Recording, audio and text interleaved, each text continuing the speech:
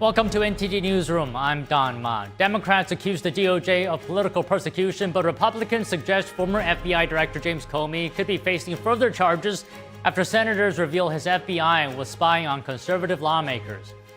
President Trump is calling for jail time for Chicago's mayor and Illinois governor, accusing them of failing to protect ICE officers operating in the city.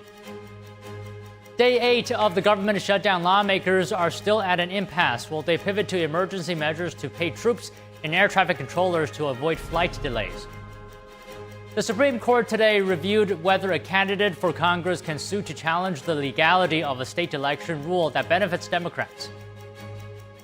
Testimonies on freedom of speech were presented before a Senate committee today. This expands on a report that found the federal government allegedly pressured social media companies to silence Americans.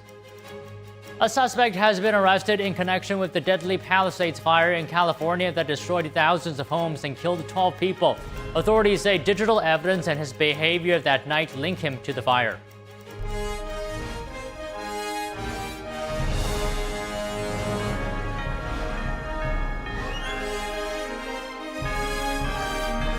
This is NTD Newsroom, live from our global headquarters in New York City. Good afternoon, and thank you for joining us today. Former FBI Director James Comey was arraigned this morning and pleaded not guilty to 2 felony charges. Our Washington correspondent, Luis Eduardo Martinez, has the details. Earlier today at 10 a.m., former FBI Director James Comey was arraigned here at the Albert Bryan Federal Courthouse of the Eastern District of Virginia. Judge Michael Nachmanoff read the 2 felony charges that James Comey is facing. The first one for providing false testimony to Congress, and the second one for obstructing a congressional investigations. These refer to testimony that James Comey provided to the Senate Judiciary Committee back in 2020. James Comey was then asked by senators whether he had authorized information from FBI investigations to be leaked to the press, which he denied. And now, of course, prosecutor U.S. Attorney Lindsey Halligan is arguing that that testimony was false and it thus also obstructed a congressional investigation. Seen enough on Comey that I think that he deserves a day in court. I believe that there's been sufficient evidence that has emerged that would show potential wrongdoing. Obviously, Comey deserves due process, as does anyone else. Democratic lawmakers are arguing that the trial against former FBI Director James Comey is political persecution of Trump's rivals. Donald Trump and the administration continues to weaponize the Department of Justice and are engaging in this effort, unprecedented in nature, to go after perceived political enemies like James Comey. Republican lawmakers are actually insisting on further charges to be levied against former FBI Director James Comey, in particular for Operation Arctic Frost. On Tuesday, the Senate Judiciary Committee Chairman Senator Chuck Grassley revealed that at least 8 Republican lawmakers were being surveilled by the FBI during the Biden administration and under the leadership of former FBI Director James Comey. Why are we looking at Comey? Because he ran an FBI and personally knew about exculpatory information and let it slide. You tell me why my phone records, when I'm the chairman of the Judiciary Committee, were sought by the Jack Smith agents. It's important to note that Judge Michael Nachmanoff, who is overseeing this trial, was a Biden appointee from 2021. After today's arraignment hearing, the judge set the start of the trial for January 5th of 2026. Reporting from Alexandria, Virginia, Luis Eduardo Martinez, NTD News. An Illinois congressman asked the Supreme Court today to allow him to sue the state of Illinois for counting votes 14 days after the polls close, which generally benefits Democrats more than Republicans. Then Illinois is counting unlawful ballots.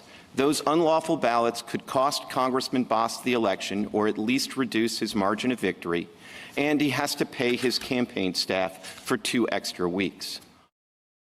The justices struggled to see how the congressman would be substantially harmed by this law, which is a requirement under the doctrine of standing to bring the case in the first place. If he can't show he has standing, the congressman's lawsuit cannot proceed. Some of the justices chided the attorney for not including more effective arguments in his complaint, such as an argument that pointed to the impact this law has on Republicans. A Justice Department attorney said the risk of losing the election is enough. If the justices are not convinced that there is substantial injury, the complaint will be dismissed. The president today called for jailing Chicago Mayor Brandon Johnson and Illinois Governor J.B. Pritzker. In a Truth Social post, Trump accused them of failing to protect ICE immigration officers who have been operating in Chicago. Pritzker responded on X saying he is not backing down, and Johnson said in a video that he is, quote, not going anywhere. The White House didn't immediately respond to requests for comment. Federal officials are on the ground in Portland and Chicago this week as the Trump administration moves to deploy federal law enforcement. Local leaders are speaking out against it, while Washington says it's necessary. Here's what's happening. Homeland Security Secretary Kristi Noem visited Portland Tuesday, warning local leaders she could send 4 times as many federal officers if the city doesn't provide additional security. She said her meeting with Mayor Keith Wilson went poorly. And I'm so extremely disappointed. He's continuing to play politics, did not commit to any of those promises, and said that he'd give me an answer by tomorrow. Mayor Keith Wilson said Portland continues to manage public safety responsibly, despite federal claims of chaos. He added that federal officers must meet the same standards as the city's police. Noem also visited the local ICE facility where protesters have previously clashed with law enforcement. On Sunday, a federal judge temporarily blocked the deployment of National Guard members to Portland for the second time. The White House has appealed the ruling. Oregon Governor Tina Kotek says she's happy Noem is on the ground to assess the situation and push back against the secretary's statements. As governor, my job is to stand up for Oregonians, protect them, and just have a direct conversation with the federal administration about what is happening on the ground here in Portland. No one in Oregon is interested in seeing military policing on our streets when people are protesting peacefully. In Chicago, FBI Director Kash Patel and Deputy Attorney General Todd Blanche toured the local field office Tuesday. They emphasized a whole-of-government approach to target violent crime and illegal immigration. It was just, for me personally, rejuvenating to see the operational ground-level support that every single 3-letter agency here is doing, driving towards the same mission. Texas National Guard troops were seen settling at an Army Reserve Center about 55 miles from Chicago, despite opposition from local leaders and a federal lawsuit to block the deployment. Texas Governor Greg Abbott wrote on X, "The elite Texas National Guard are on the ground and ready to go." Governor J.B. Pritzker says the president is using soldiers as pawns. But Deputy Attorney General Todd Blanche says federal law enforcement is stepping in because local leaders are failing to address crime. What we saw was I think, the effect of the leadership of the state and of this city basically giving a free pass to criminals and to domestic terrorists to do anything they want in the city. But Chicago's mayor strongly disagrees, saying federal actions are endangering civilians. The federal government is out of control. This is one of the most dangerous times in our nation's history. A federal judge will hear arguments from Illinois and Chicago on Thursday. Meanwhile, the Memphis Safe Task Force, a joint effort of more than 20 local, state, and federal agencies, have been actively deployed to work alongside local police in the city. A group of National Guard commanders is set to arrive on Friday, although those troops are not expected to take part in law enforcement. A bipartisan effort in the Senate aims to counter the threats China poses to the U.S. and its allies in the Indo-Pacific. A foreign relations subcommittee is investigating illegal activities by the Chinese Communist Party. NTD's Arian Pastor has the takeaways from yesterday's hearing. It is time to call out Beijing's behavior for what it actually is. It's illegal, coercive, aggressive, and deceptive. Republican Senator Pete Ricketts highlights the threat posed by China in the Indo-Pacific, warning that the U.S. must take action. Democratic Senator Chris Coons agrees, saying China is America's main national security challenge. For years, the national security establishment has correctly identified China as our central national security challenge.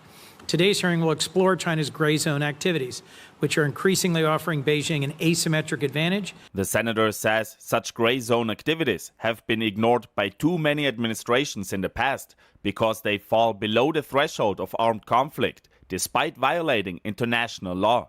He gave a few examples. In Australia, a U.S. treaty ally, for the first time, we saw a large Chinese naval task group conduct a full circumnavigation of the continent and live fire exercises with no warning, an enormous show of force intended to intimidate Australia and send a signal to other regional states. Against Taiwan, record levels of incursion by the PLA into Taiwanese airspace and its economic zones, brazen election interference, cutting undersea cables, and much more.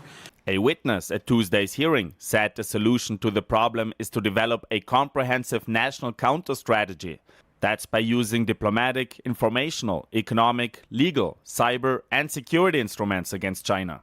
Senator Ricketts asked the witness, a military veteran, how the U.S. could implement these countermeasures. When you say strategy, help us understand specifically what you mean we should be doing. Chairman Ricketts, thank you. I think it begins with having somebody whose responsibility it is to organize the campaign. China knows how to fill in all of those gaps in our bureaucracy. So however it is that we're organized, they will organize a counter-campaign utilizing their sort of fusion, their civil-military fusion organization to sort of push into the gaps. And so we need somebody whose job it is to build the counter-ICAD strategy and then to get everybody together. But despite China's ongoing aggression, many say the Communist Party is not as strong as it portrays itself to be. Another witness described China's many weak points. What are some specific steps that we could do that would remind Communist China that they've got vulnerabilities as well? Let's not forget that the Chinese are almost wholly dependent on their food needs from other countries. These are countries where the United States has tremendous diplomatic leverage. Dr. Ratner mentioned energy vulnerabilities. These are pretty severe and intense for the Chinese. But also we have to remember that the Chinese economy is currently in a state of disarray. He added that China's economy largely depends on exports to other countries and that this economic model is highly vulnerable to sanctions. He says the U.S. needs to make clear that Chinese state-owned entities and banks could become targets of U.S. financial sanctions. Arian Pastar, NTD News. Lawmakers said in a recent hearing that multiple U.S. administrations had failed to counter China's program of territorial expansion. Joining us to discuss is Grant Newsroom, retired U.S. Marine Colonel, former U.S. diplomat, and senior fellow at the Center for Security Policy. So good afternoon to you, Grant. Tell us, what is the overarching goal here behind China's years-long campaign of territorial expansion? Well, the overarching goal is to drive the Americans out of the Asia Pacific, all the way to the American West Coast, and ultimately for China to fill in, to dominate and control the Pacific, and ultimately to surround the United States. And they're doing very well at it. They've also set up nicely in Latin America, Central America, the Caribbean, and into Africa as well. So their goals are global, but the immediate step is to get the Americans out. And that's what all this is initially about. Do you think the U.S. or Western society know about this goal? Why has it been allowed to happen to this extent? Well, it's been no secret. The Chinese have always been very clear about their objectives, and they telegraph their punches. And all you had to do was pay attention. But the allure of Chinese money, the China market, has been just too great. So everyone, the business class, financial class, too much of the political class, that was responsible for letting China into the World Trade Organization, giving them most favored nation status. They basically knew what was coming, but they wanted the money. And ultimately, China has launched a very effective political warfare subversion campaign to make the Americans, the rest of the free world, actually go along. There has been no consistent, coherent pushback on the Chinese until the first Trump administration, and even they were facing huge problems internally from people like the Secretary of Treasury. And so it's really the smell of Chinese money and very successful Chinese subversion against the people who might stop them. But it's been no secret. It's just been a collective decision not to recognize it. So hearings like this one they recently held is very good, but it does have an aspect of discovering gravity. This has been obvious for at least the last 15 years to anyone who cared to look. So how close is China in achieving this overarching goal? They've still got a ways to go. But if you compare where they were 10 years ago, it's breathtaking. Their influence throughout the entire region, and this is beyond, the Western Pacific. If you look at the whole map, look at the Central Pacific. In all the Pacific Islands, there's a very impressive and strong political Chinese presence. and their influence is nonstop, and they're continuing to try and subvert. And the idea is to bring countries and even bring some U.S. territories, such as Northern Marianas, around to seeing China as the better alternative, draw them away from the United States, away from the West. So it has been very effective. And this is combined at the same time with the Chinese military buildup, which is jaw-dropping when you stop and think about it. So they can exert their influence, they can project power farther and farther. And if you play this out 5-10 years, that they are going to be an even more formidable force for us to face. And also their economic influence, as is well known, that's everywhere. And you get countries like Australia, New Zealand, Japan, Taiwan, Philippines, South Korea, dependent on the China market. And well, they suddenly become a lot less strict in their dealings with the PRC. They're more willing to overlook Chinese aggression and to feel like, well, they just can't do anything because they'll upset the economic relationship.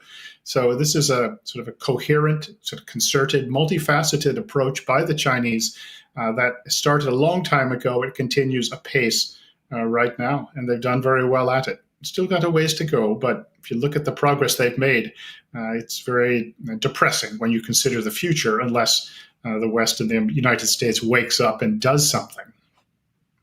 So Senator Chris Coons actually compared China's strategy to Putin's. If you think Crimea, if you think Ukraine, is that a fair comparison? Is there anything you'd like to add to that comparison? Unfortunately, it's much worse. The Chinese are better than the Russians.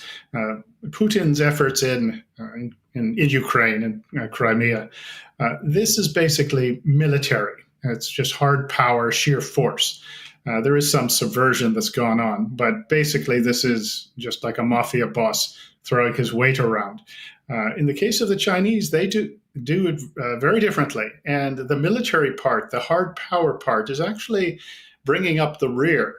What you have at the start with the Chinese is a commercial presence that leads to political influence. It's all greased with bribery. And you create a constituency in your target country that sees China as really harmless and somebody you can do business with. And also, you'll have this constituency actually pushing Chinese interests. As I said, it's not just other countries, but you'll see this phenomenon on display in the United States, in Washington. Read Peter Schweizer's books. And once again, back to the Commonwealth of Northern Marianas.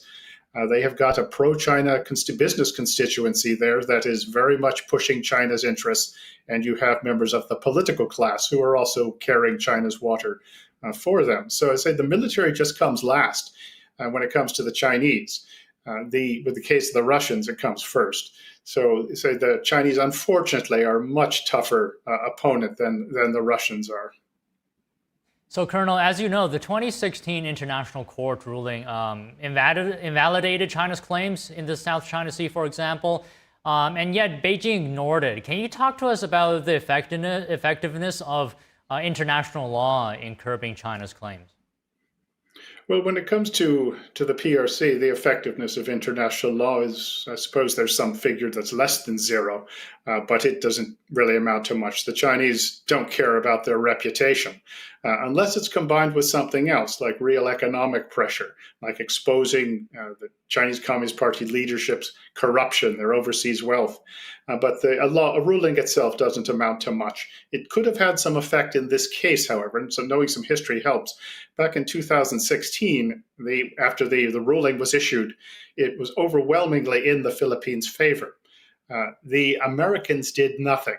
The Obama administration, they purposely did not mention it because they didn't want to embarrass the Chinese. The idea was if they backed off, well, the Chinese would behave better.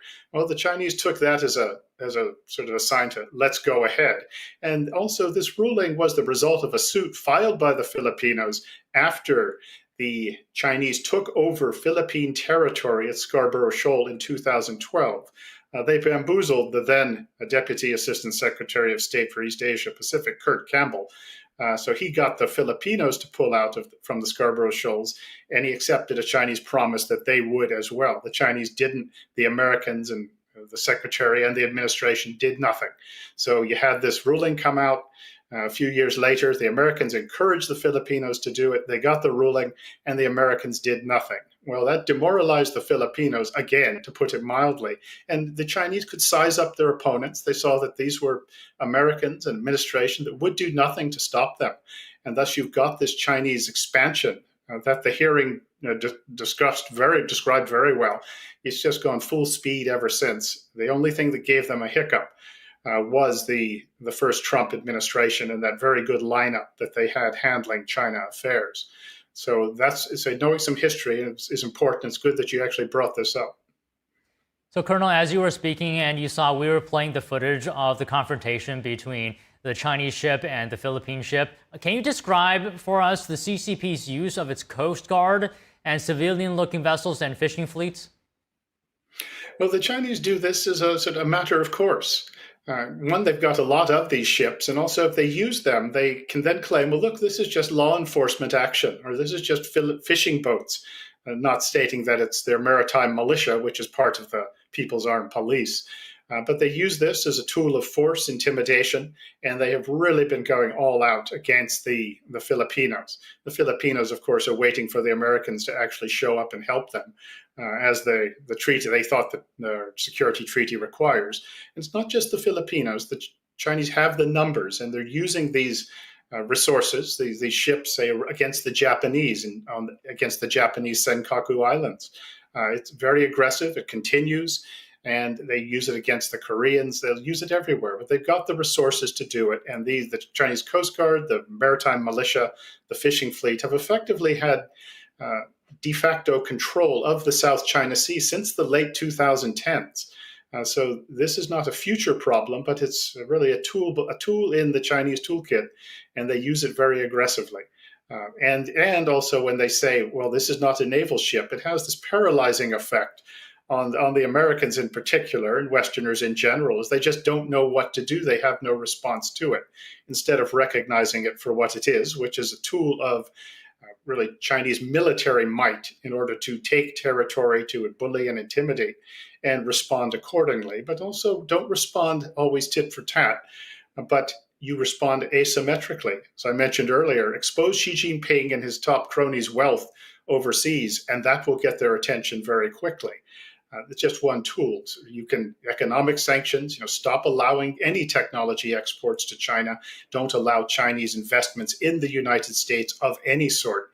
And that will get their attention. China tells you what they don't like. And one of the things that scares them, one is trade, and also trade sanctions, but also the free nations getting together to defend themselves in unison. They hate that, and they will tell you that. So look at what the Chinese complain about and do more of it. And you'll have a pretty good strategy to employ.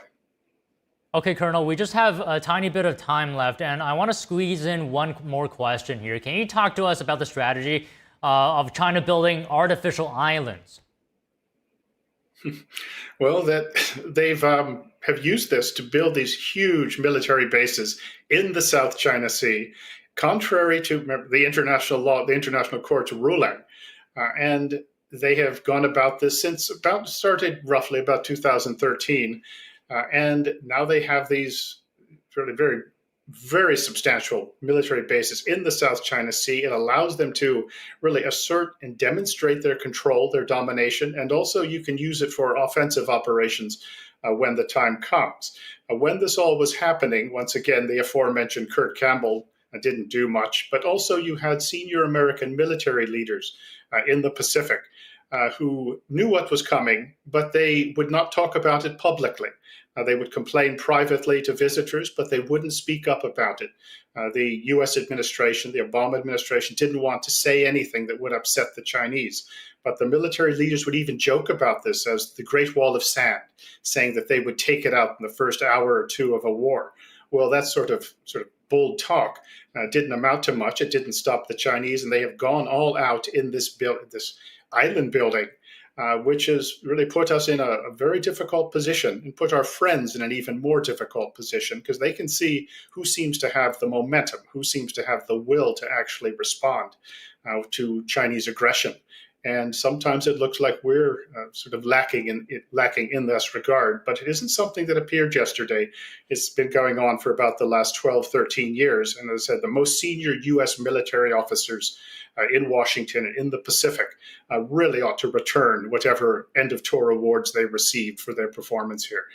This didn't happen as the result of leprechauns at work, but it was really, unfortunately, American officials, uniformed and civilian, who allowed this to happen. And we did not push back, partly fearing, well, we would lose Chinese money from the China market. And we've gotten ourselves into this mess, and now we dig ourselves out of it. We still have cards to play. But it is important to remember how we got here, who got us here, and to now, one, not listen to their advice anymore, but actually go about rolling the Chinese back, putting them on the back foot. And as I mentioned earlier, you do have, when you hear these so-called gray zone operations by the Chinese that hamstring and paralyze the West and the Americans, well, look at these as acts of war and respond accordingly. Anything else isn't going to get you very far with the PRC. So you can't blame the Chinese for taking fair advantage of a confused opponent. But you do have to wake up and start responding in a way that the Chinese understand and appreciate. Okay, well, Colonel, well said. As always, we appreciate you coming on to talk to us about this. Well, thanks very much for having me. Day 8 of the government shutdown. Lawmakers are still at an impasse. Will they pivot to emergency measures to pay troops and air traffic controllers to avoid flight delays? We have that after the break.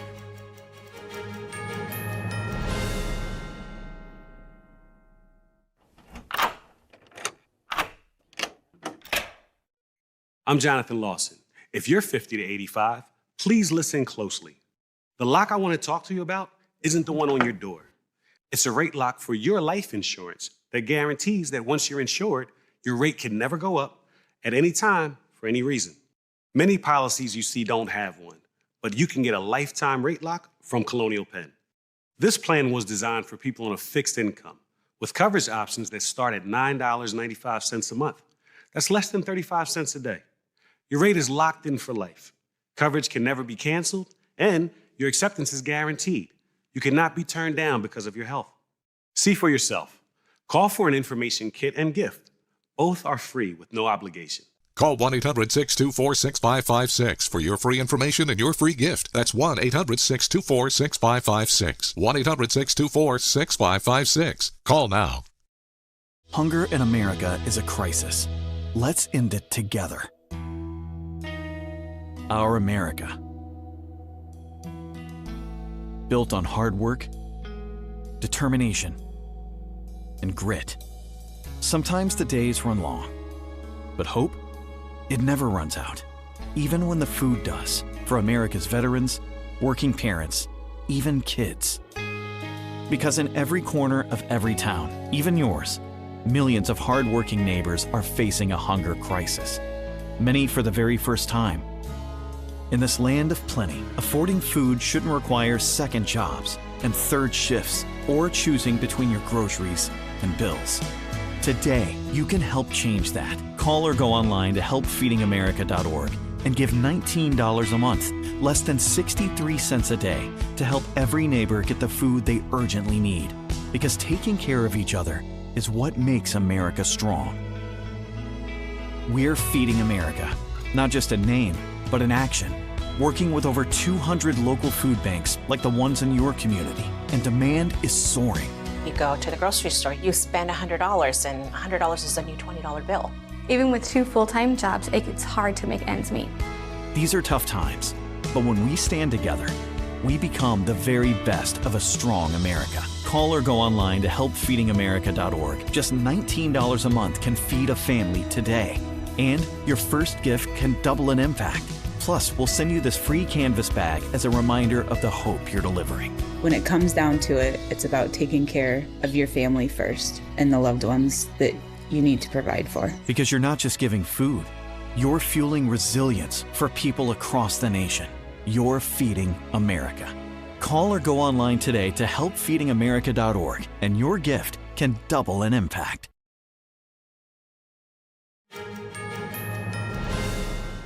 On Capitol Hill, lawmakers remain at an impasse on reopening the government. The 6th vote has failed on the Senate floor moments ago. Will lawmakers pass emergency pay for certain workers?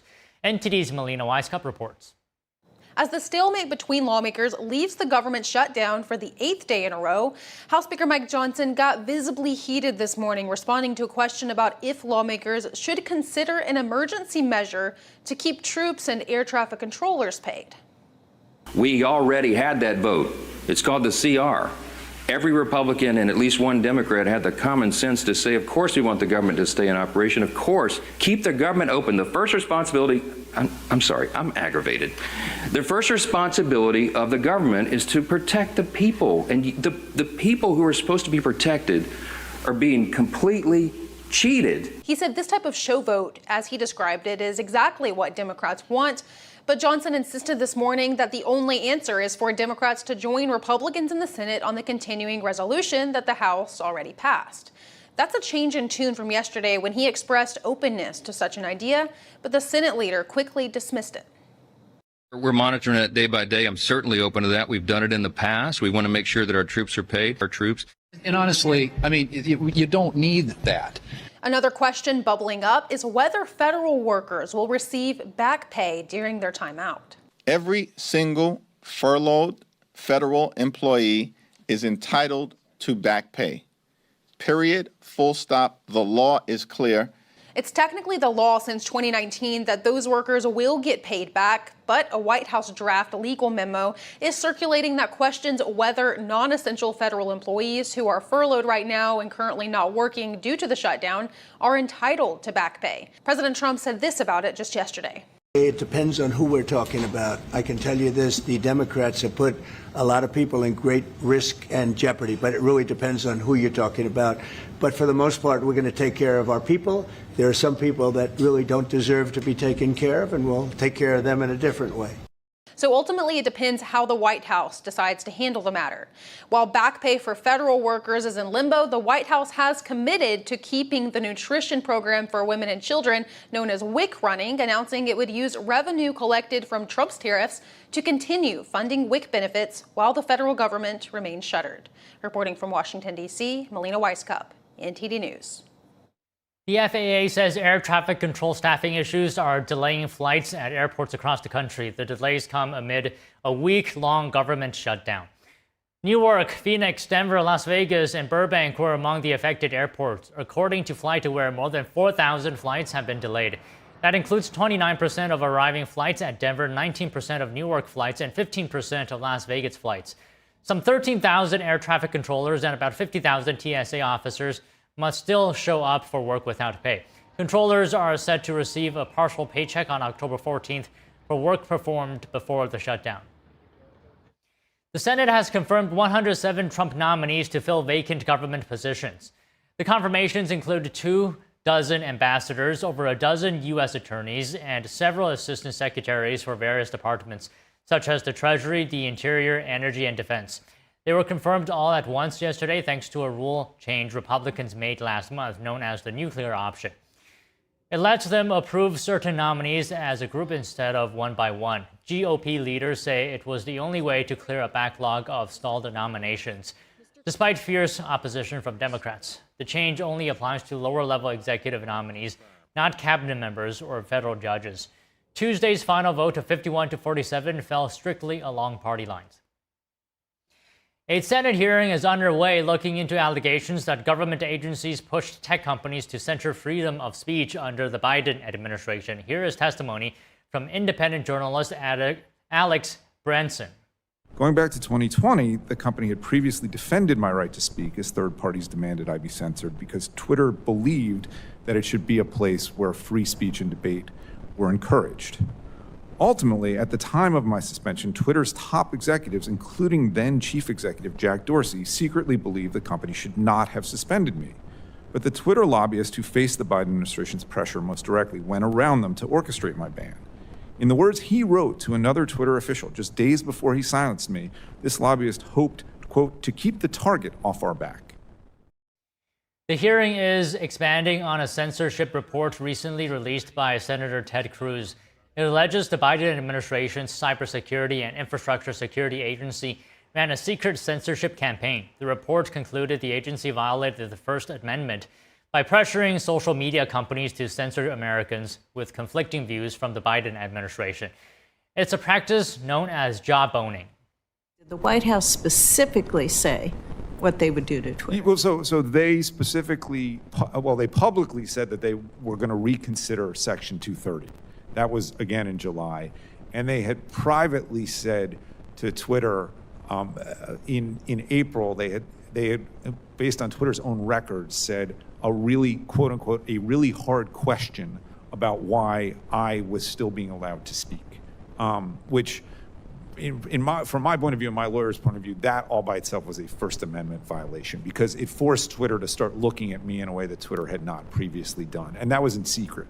And, and I'll say this. And again, there was no transparency. No transparency. That Mr. Davis spoke in. Yes. So, I mean, look, I don't like what Brendan Carr did, but he did it publicly, and we can have a debate about it. What's really problematic is when the government goes in secret to these companies and targets individual users or individual categories of speech. And I think that shouldn't be allowed.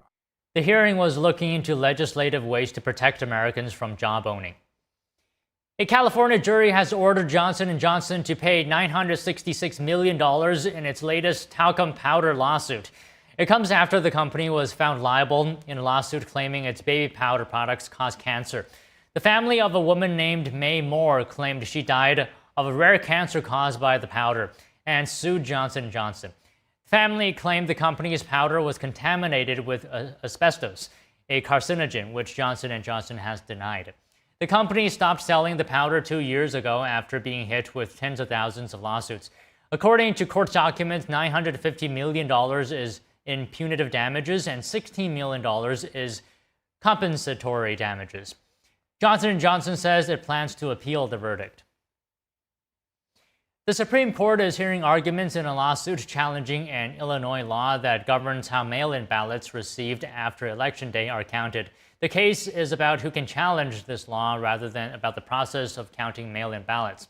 Joining us to discuss this is Keith Gross, former assistant state attorney and prosecutor in the state of Florida. Keith is also a legal analyst. So, Keith, good afternoon to you. Thank you for joining us. Can you talk to us, big picture-wise, how significant is this case in the grand scheme of things? Well, so far, it's not particularly significant, but what we're seeing in the early stages is pretty typical, where the court argues that the parties before it lack standing, which is often frustrating to those of us on the outside watching because it means the court may not get to the merits of the case itself. Okay, Keith, can you give us a brief overview of the main arguments here for those who are not very legal savvy? Well, when you look at who has the right to vote and who has the right to challenge that, it really hinges on the court's analysis of whether or not the parties who bring the lawsuit are in fact directly affected and directly harmed by whatever it is they're seeking to undo. The court looks at many of these arguments and they say, well, the person before us currently who is bringing this is not directly harmed, and therefore they lack standing to bring the issue. Okay, were there any indications of the leanings of the justices, which way they're showing preference to? Not that I could see, but it's very frequent that you'll see cases like this dismissed for lack of standing. We saw a lot of cases where the 2020 election results were being challenged in court. Most of those cases were dismissed, not because the merits showed that there was no issue with the 2020 election, but because the court ruled that the party bringing the case lacked standing. Can you also speak to, previously lower courts actually threw out this case, right? What were the reasons for that? Those cases were generally thrown out for lack of standing, because in order to bring a case like this, you've got to demonstrate a concrete injury that is ripe for the court to address. If there's no way for the court to grant the relief being sought, then there's no case to hear, and the court says that they lack jurisdiction because of the lack of standing. So, Keith, the American Civil Liberties Union supports this appeal as a right to bring a lawsuit of this kind, would also apply to civil rights groups. Can you talk to us about the impact here? What could this case mean for the future of lawsuits over voting procedures? Well, it could really change who has the ability to enforce those constitutional rights, the right to vote.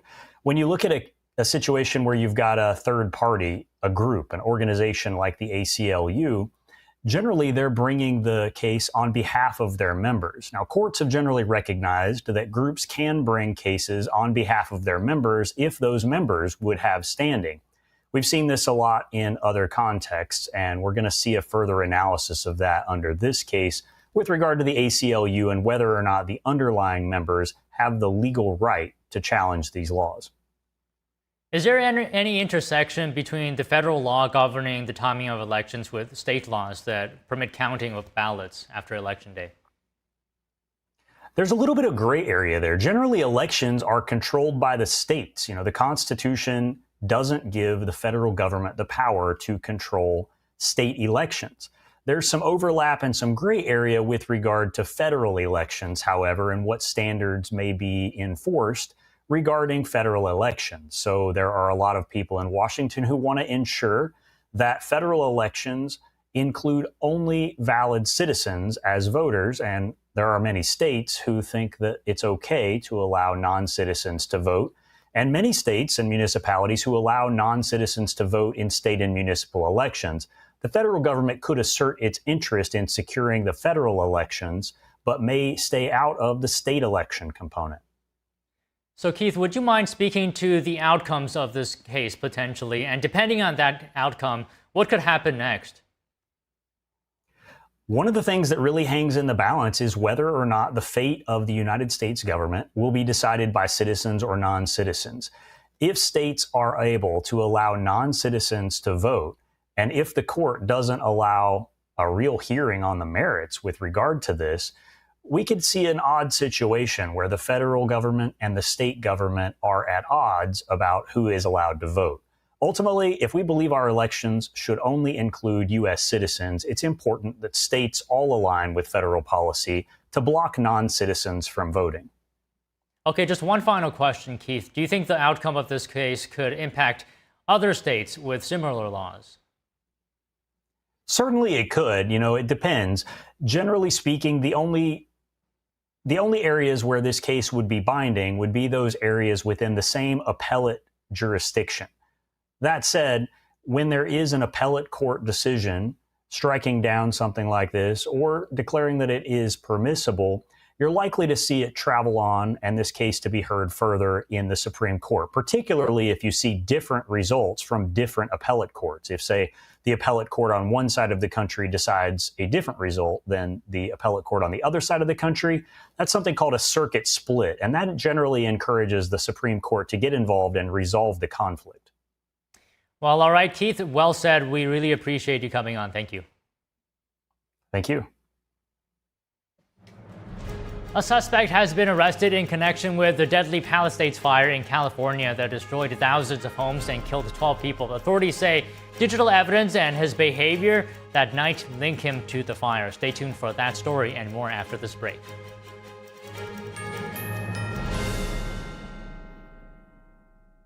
My name's Stacy, I'm 57, and I was adopted in 2020.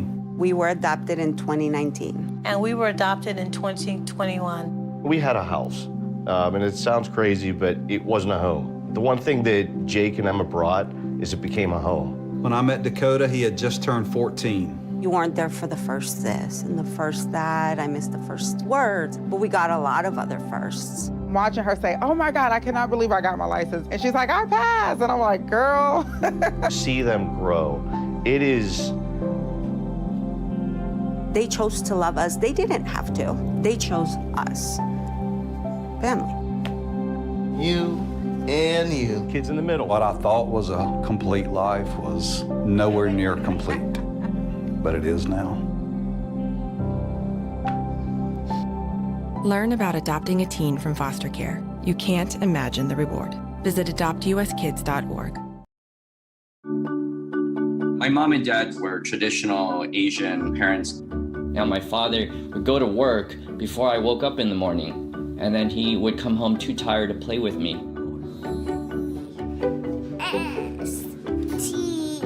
I tell my son, I love you every single day. I love you. Now, my dad has never said that to me. Not because he doesn't love me, but because culturally it wasn't comfortable for him. So I teased him the other day and I said, "How come you never say that to me?" And he said, "You're too old now." Now that he's a grandfather, he says, "I love you" to my son every time he sees him. My advice to all the fathers out there, forget the material things, forget the cultural restrictions. They grow up way too fast for you to waste even a single precious minute or moment. Say bye-bye. Bye-bye. During high school, I hung with the wrong crowd and I never graduated. I helped Santiago in many different ways, like all fathers do, because he always wanted to go to college. I felt a little embarrassed to come back to school, but eventually, once I came here, I knew that it's for a bigger goal. He was very dedicated, hardworking. He connected with his teachers. He connected with other students. That was one of the key reasons why he was able to keep forging ahead. It was amazing to see him graduate. This was one thing that meant so much to him, and of course, it meant so much to us too.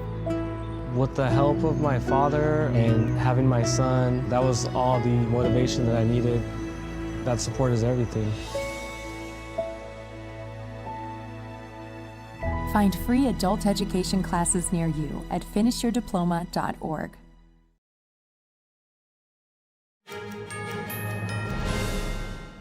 Federal and local officials announced a major breakthrough today in the investigation into January's Palisades fire in California.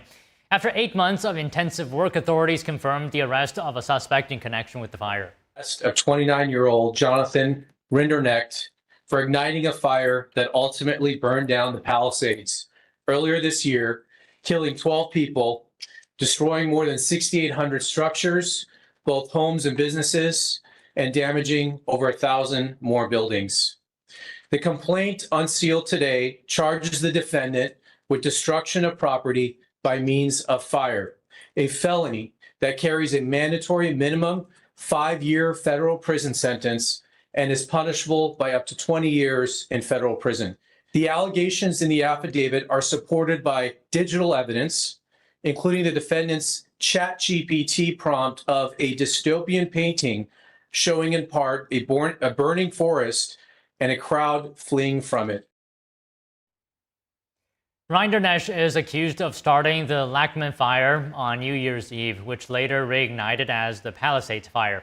Prosecutors say he dropped off passengers in Pacific Palisades before walking up a near trail where he allegedly set the fire. Officials say the allegations are supported by his phone data, false statements, and a ChatGPT-generated image depicting a burning city. He was arrested near his Florida home and is expected to appear in federal court in Orlando later today. The Nobel Prize for Chemistry was announced today. 3 scientists share the prize for their work in the development of metal-organic frameworks that dates back to 1989. Here's that announcement. The Royal Swedish Academy of Sciences has today decided to award the 2025 Nobel Prize in Chemistry to Susumu Kitagawa, Kyoto University, Japan, Richard Robson, University of Melbourne, Australia, and Omar Yagi, University of California at Berkeley, USA, for the development of metal organic frameworks. It was the 3rd prize announced this week. The Nobel Committee said 3 laureates have created molecular constructions with large spaces through which gases and other chemicals can flow. The constructions can be used to harvest water from desert air, capture carbon dioxide, store toxic gases, or catalyze chemical reactions. The trio's research dates back to 1989. This year's Nobel announcements continue with the Literature Prize on Thursday. The Nobel Peace Prize will be announced on Friday and the Economics Prize next Monday. Thousands gathered at Montana State University's brick Brendan Field House last night for a Turning Point USA event. Eager for a night of political discussion, NTD's Daniel Monahan has the key takeaways from the gathering, which featured entrepreneur Vivek Ramaswamy. Doors opened at 5 p.m. and students filled the 3,300 seats quickly. Many were waiting from early morning to secure front row spots. Those in attendance honored Charlie Kirk.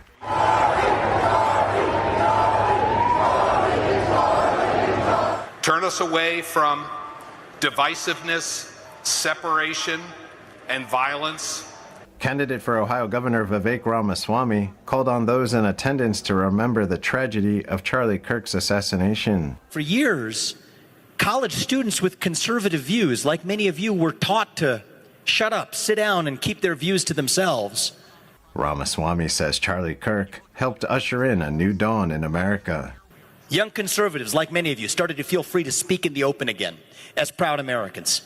You showed up at the ballot box last November in unprecedented droves to re-elect Donald Trump to his second term as U.S. president. You all did that.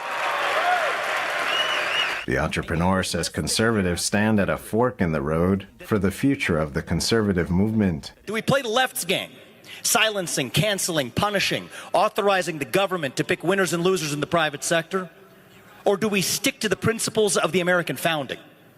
Freedom, merit, the rule of law, the pursuit of excellence. It is a fork in the road for our movement, and I believe the answer is crystal clear. We don't care about owning the libs, not anymore. We care about owning responsibility for saving our country. It is not just about what we stand against, but what we actually stand for. Individual, family, nation, and God. Beats race, gender, sexuality, and climate. The evening wrapped up with high energy and a spirited Q&A session. A young attendee asked Ramaswamy whether his Hindu faith conflicted with conservative values or Charlie Kirk's message. Ramaswamy pointed out that he's running for governor of Ohio and not pastor of Ohio. He invited the young man on stage, gave him a copy of the U.S. Constitution, and had him read Article 6. No religious test shall ever be required as qualification to any office or public trust under the United States. Turning Point USA, founded by Charlie Kirk, says each stop is a chance to honor Charlie's mission and keep the fight alive. The organization says free speech is only free if people use their voices. Daniel Monahan, NTD News. Disney fans will have to pay a little extra to enjoy its theme parks. Certain ticket prices for Walt Disney World in Orlando, Florida, and Disneyland Resort in Anaheim, California are up. Disney news organization MickeyVisit.com broke down some of the numbers. According to Mickey Visit, a one-day Tier 0 ticket for Disneyland will remain at $104. However, the most expensive one-day pass Tier 6 has increased by $18 to $224. Disneyland's most expensive 5-day Hopper ticket is up by $39 to $655. Tickets for Disney World are up as well. Certain one-day prices for November and December 2026 are up from $199 to $209.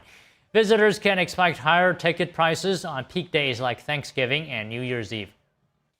Turning now to the UK, two sides are trading blame after the collapse of a trial involving two men accused of spying for China.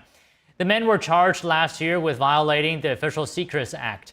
They were accused of providing information that might be useful to an enemy between 2021 and 2023.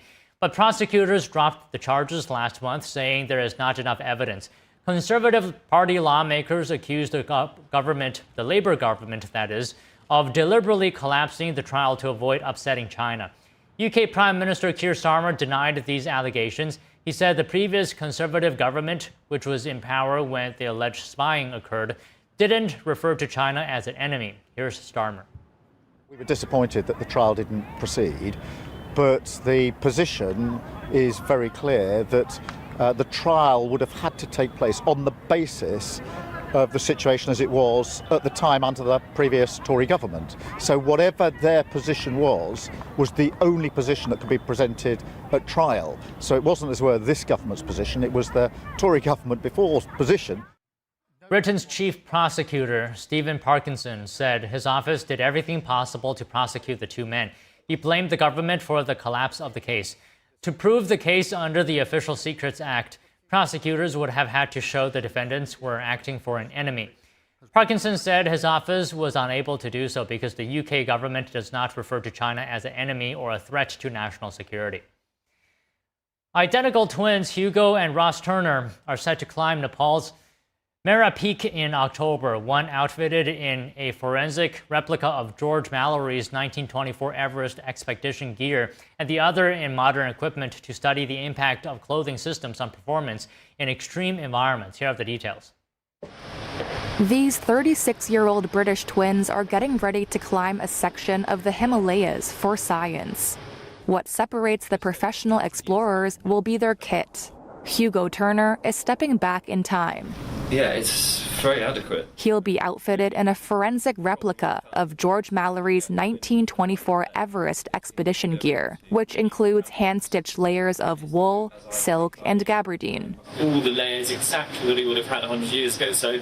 His twin Ross will wear modern, high-altitude gear supplied by Montaigne. I am wearing pretty much exactly what I'm going to be wearing in the Himalaya. Their expedition up Nepal's over 21,000-foot Mira Peak is part of a study that will test clothing performance under extreme cold and low oxygen. The twins, with support from the University of Portsmouth, will collect data as they climb.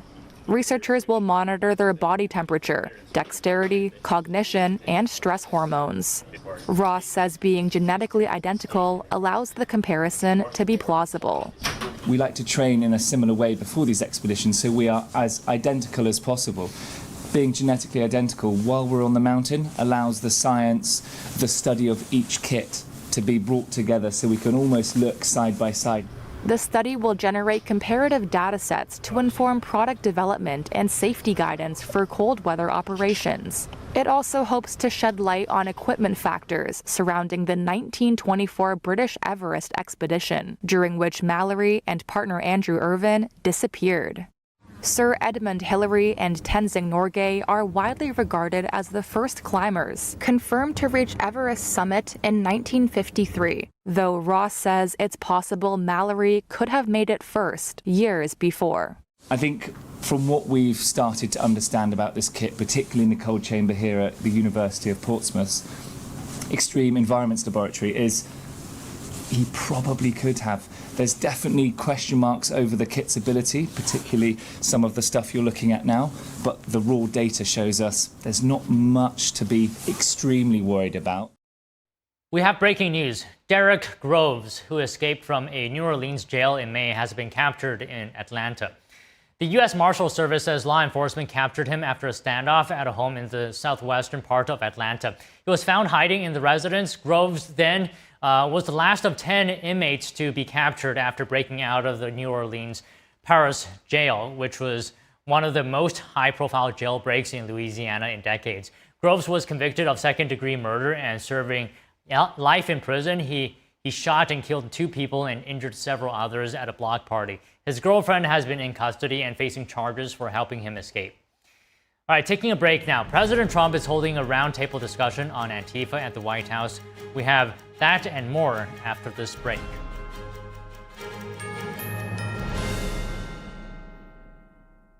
A performance that truly matters for each and every one of us. This is what you've been waiting for.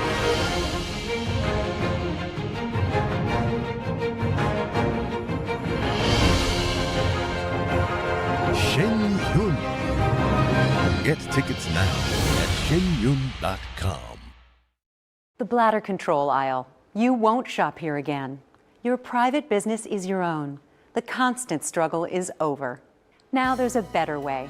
It's HDIS. We home deliver bladder control products. We understand how you feel. For over 25 years, we've home delivered to many of the 20 million Americans who deal with incontinence. We offer all brands. We pay shipping and use plain, unmarked boxes. If we can help you or someone you care for, call for your free product sample pack and $45 in money-saving coupons. Our counselors will help you choose the right product. And unlike stores, we're always in stock. You'll get what you need. Satisfaction guaranteed. HDIS, the better way. For your free sample pack with your free catalog, $45 in money-saving coupons, and free product samples, call 1-800-701-6159. That's 1-800-701-6159. Kids love it. Parents trust it. Obviously. Explore GJW Plus Kids Series and Gon Jeong Campus courses led by expert educators. This is spectacular.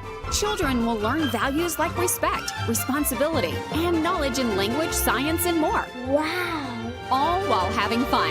Perfect. Subscribe today at GJW Plus Kids, where learning meets fun. We come from a long line of farmers, and there's a sense of pride with being part of these multi-generational businesses. But there's also a significant amount of pressure. My senior year of high school, my dad made the decision that this world no longer needed him in it. I don't know if he was overwhelmed by the bills and checks that weren't going to be coming in because of the strawberries dying off, but it breaks my heart that my dad made a permanent decision for a temporary issue. Don't feel like you have to go through it alone. Farmers have to take care of their physical and their mental health, because what's a farm without a farmer? In the mornings, that's my time. Watching the sun come up, I can have a cup of coffee and exercise if I want to. It helps me start the day with a sense of gratitude. Yay! Every day is a new opportunity. Don't forget to check in on yourself. Love your mind.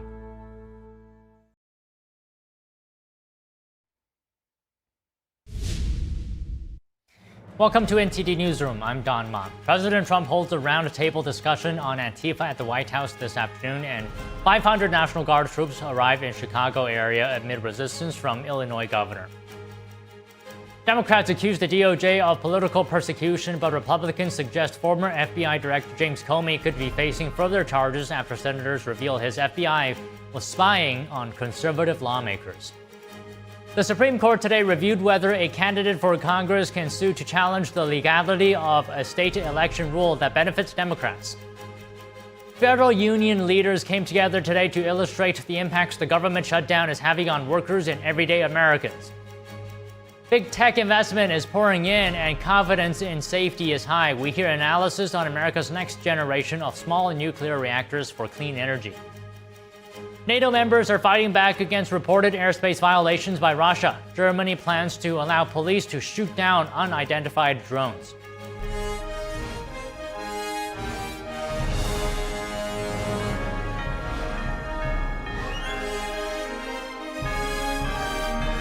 This is NTD Newsroom, live from our global headquarters in New York City. And thank you for staying with us. Former FBI Director James Comey was arraigned this morning and pleaded not guilty to 2 felony charges. Our Washington correspondent Luis Eduardo Martinez has the details. Earlier today at 10 a.m., former FBI Director James Comey was arraigned here at the Albert Bryan Federal Courthouse of the Eastern District of Virginia. Judge Michael Nachmanoff read the 2 felony charges that James Comey is facing. The first one for providing false testimony to Congress, and the second one for obstructing a congressional investigations. These refer to testimony that James Comey provided to the Senate Judiciary Committee back in 2020. James Comey was then asked by senators whether he had authorized information from FBI investigations to be leaked to the press, which he denied. And now, of course, prosecutor U.S. Attorney Lindsey Halligan is arguing that that testimony was false and it thus also obstructed a congressional investigation. Seen enough on Comey that I think that he deserves a day in court. I believe that there's been sufficient evidence that has emerged that would show potential wrongdoing. Obviously, Comey deserves due process, as does anyone else. Democratic lawmakers are arguing that the trial against former FBI Director James Comey is political persecution of Trump's rivals. Donald Trump and the administration continues to weaponize the Department of Justice and are engaging in this effort, unprecedented in nature, to go after perceived political enemies like James Comey. Republican lawmakers are actually insisting on further charges to be levied against former FBI Director James Comey, in particular for Operation Arctic Frost. On Tuesday, the Senate Judiciary Committee Chairman Senator Chuck Grassley revealed that at least 8 Republican lawmakers were being surveilled by the FBI during the Biden administration and under the leadership of former FBI Director James Comey. Why are we looking at Comey? Because he ran an FBI and personally knew about exculpatory information and let it slide. You tell me why my phone records, when I'm the chairman of the Judiciary Committee, were sought by the Jack Smith agents. It's important to note that Judge Michael Nachmanoff, who was overseeing this trial, was a Biden appointee from 2021. After today's arraignment hearing, the judge set the start of the trial for January 5th of 2026. Reporting from Alexandria, Virginia, Luis Eduardo Martinez, NTD News. Joining us to discuss this case further is Hans von Spakovsky, Senior Legal Fellow at the Heritage Foundation. So Hans, good afternoon to you. Thank you for joining us. Can you give us your overall thoughts on this case? Former FBI Director James Comey pleading not guilty to the charges. Well, you know, it's that's no surprise that he did that. On the other hand, you know, it's pretty clear today that he did not tell the truth to Congress when, for example, he was asked whether he had authorized any leaks. Now, don't forget that the Inspector General of the Justice Department a number of years ago actually issued a report criticizing him for doing that. So it's not just the Trump administration saying that he actually did engage in leaks, but even the Inspector General of the Justice Department accused him of doing the same. Now, keep in mind, these kind of cases, lying to Congress can be very hard to prove. You have to show that the individual knew what they were saying was false, that they intended to deceive Congress, members of the committee. That can sometimes be a tough hurdle to cross if the questions that were asked and the responses were not crystal clear. And if they're murky and ambiguous, sometimes it's very difficult to get a conviction with these kind of cases. Do you think perhaps maybe that's why he pleaded not guilty, because he understands that this case could be very difficult to prove? Yes, I think so. Now, remember, too, that the indictment's very short. It was filed just before the 5-year statute of limitations would have run. There is a possibility that we might get a superseding indictment. In other words, a new indictment to replace the one that's already been filed, and it might have more charges and more information in it, particularly now that questions have been raised about Operation Arctic Frost and the just unbelievable tactic that the FBI was spying on U.S. senators. I mean, that's so outrageous, it's just shocking. How strong do you think this case is against Comey? I'm sorry, what was the question? How strong is this case against Comey? Oh, well, like I said, I think in these cases, I think they've got the evidence to put forward, but whether they can convince the jury of it, I don't know. They are fortunate that they were able to file this in Virginia, not in the District of Columbia. In the District of Columbia, the juries are so biased that they would have had no chance of convicting him. They were only able to file it in Virginia, even though this is about testimony before Congress, because of COVID. You know, Comey was testifying remotely from Virginia. So they are fortunate in that respect. But again, these kind of cases, providing false information to Congress, they can be very difficult to prove, even when you think you have a fairly solid case. So as you know, a trial date is now set for early January. Can you talk to us about what are we likely to see take place in the meantime? Yeah, well, his lawyer, Comey's lawyer, has already said that he's going to be filing a series of motions. He's going to be arguing that this is a vindictive prosecution, that there is not sufficient evidence for the indictment to even have been brought, because the indictment is, I mean, it's kind of vague. I mean, you have to try to figure out exactly what was going on in it. He's probably also going to argue that there isn't sufficient information in the indictment for his client to be able to properly defend himself. That could be cleared up with a superseding indictment. He's also apparently going to argue that the acting U.S. attorney, Ms. Halligan, was improperly and unlawfully appointed, and therefore the indictment is void and invalid since she is the one who signed it. I don't know the merits of that particular claim, but he's already said he's going to raise it. So let's say if Comey is indeed found guilty, what would be the implications of that? What would be the ripple effects? Well, he could have penalties imposed on him. He could have spend several years in jail, I think up to 5 years in jail. And I think the American people, many of whom have been saying for years, all these terrible actions, all this abuse happens in Washington, nobody ever gets punished for it. I think the American people would think, finally, someone's been punished. On the other hand, this would be a message to federal employees that they cannot get away with the kind of abuse that we saw happen during the Biden administration and also before that. And I think it's very important that we see that federal officials, federal employees, when they engage in wrongdoing, that they are held accountable for that wrongdoing. Okay, Hans, one last question. How would you respond to the argument or the idea that the Trump administration is actually weaponizing the DOJ? I don't think it's weaponization when you are investigating and prosecuting individuals who abused their power in the Justice Department and the FBI to actually engage in weaponization. It was James Comey and others like him who were misusing their power to go after a political opponent. And to hold them accountable for that's not weaponization. It's trying to counter what they were doing. Okay, well, Hans, very well said today. Thank you very much. Appreciate your time today. Thank you. Sure. Thanks for having me. A suspect has been arrested in connection with the deadly Palisades fire in California that destroyed thousands of homes and killed 12 people. Find out what evidence links him to the fire.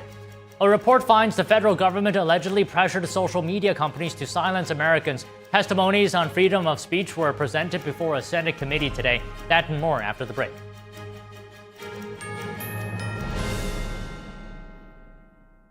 Big things are happening at Mathis Home. Come in now for 65th anniversary savings all over the store. Like this oversized sofa in an ultra soft fabric with thick premium gel cushions and 5 throw pillows.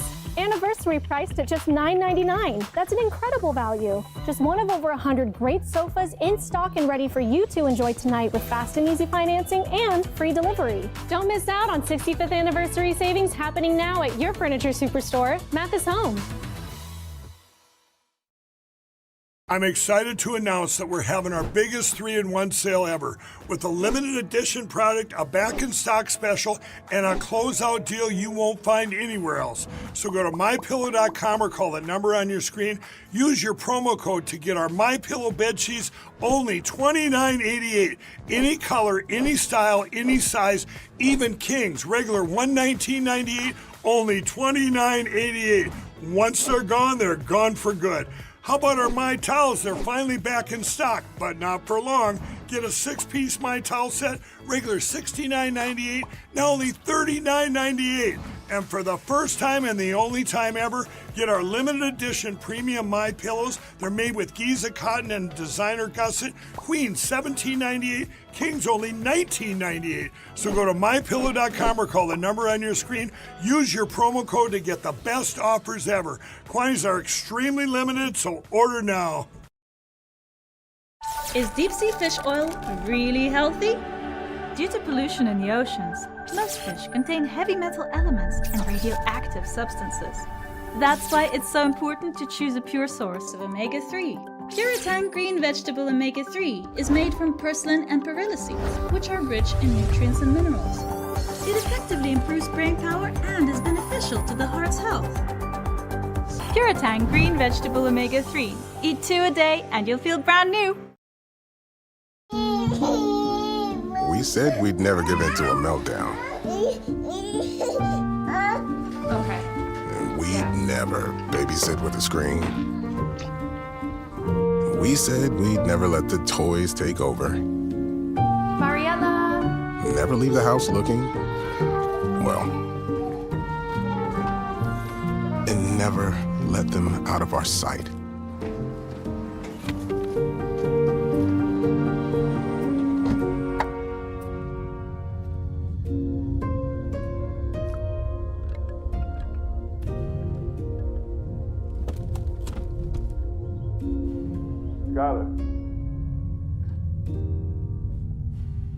Skylar, come here. Cars get hot fast, and kids can be at risk. Before you leave the car, always stop, look, lock.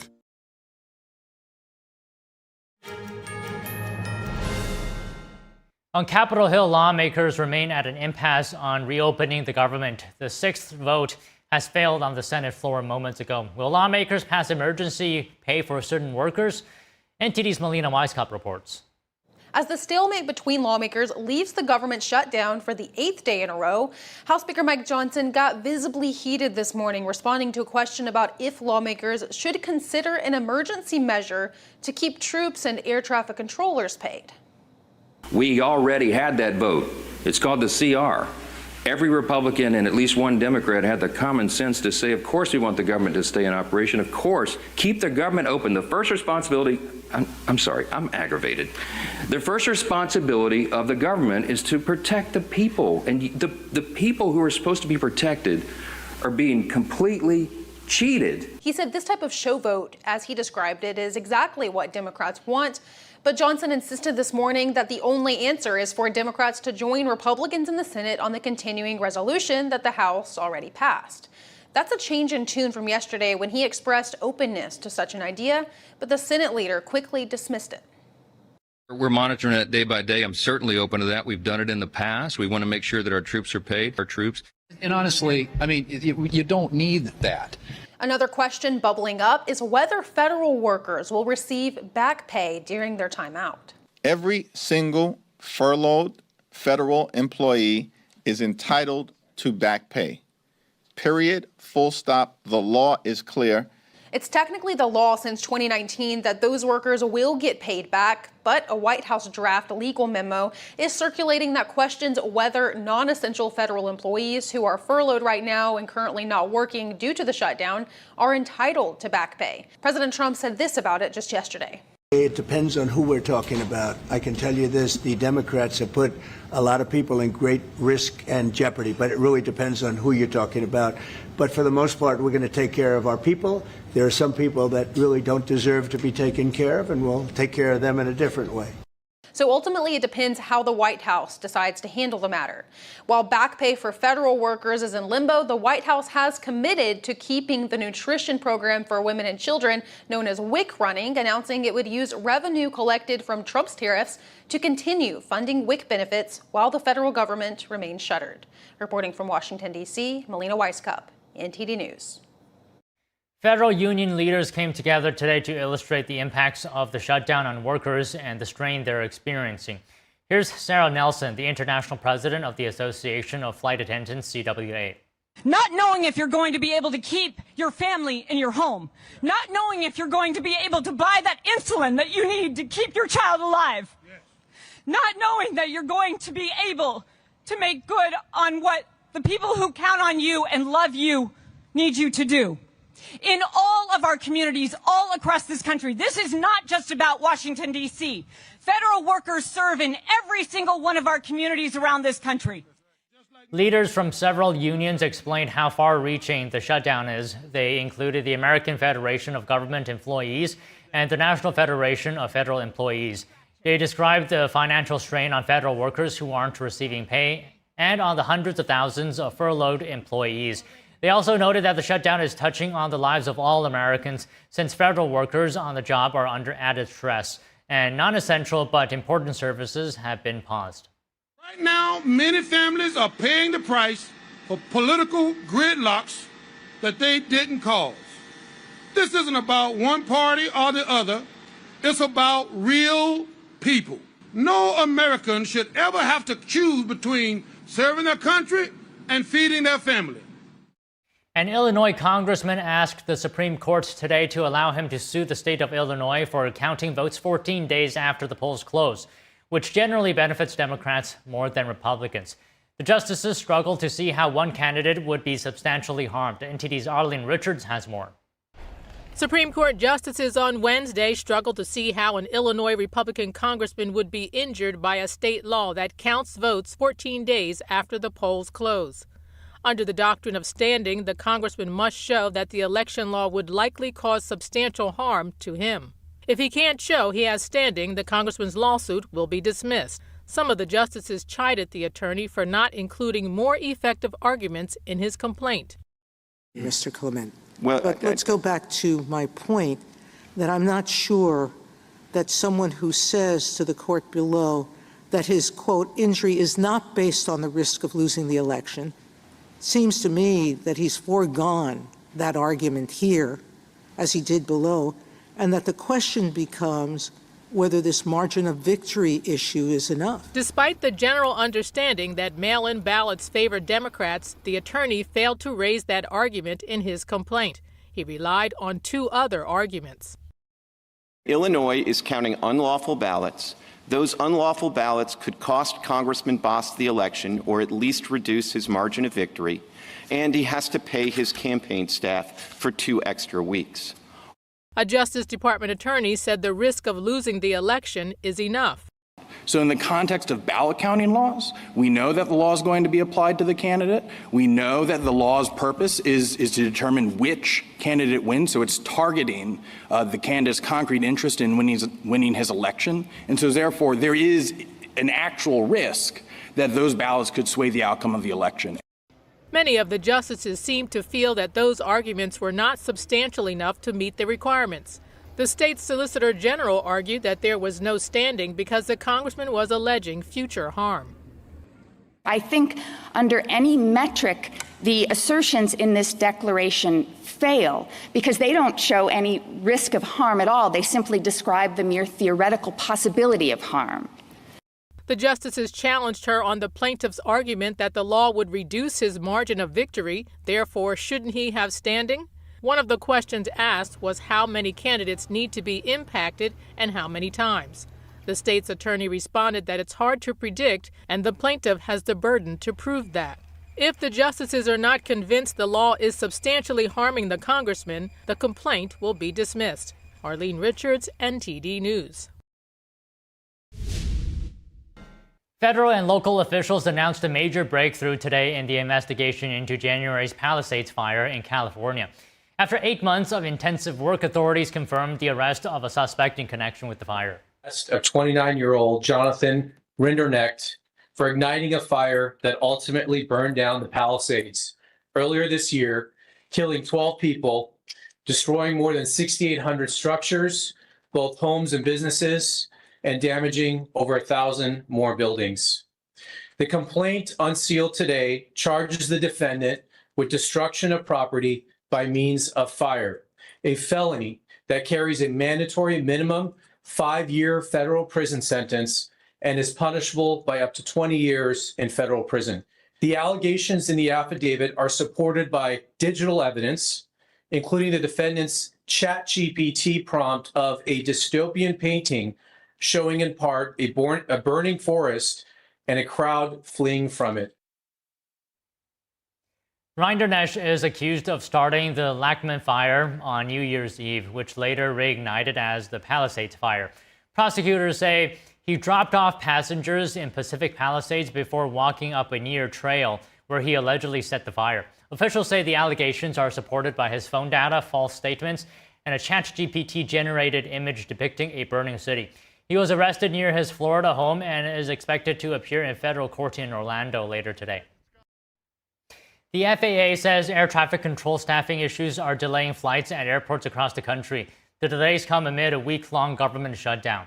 Newark, Phoenix, Denver, Las Vegas, and Burbank were among the affected airports. According to FlightAware, more than 4,000 flights have been delayed.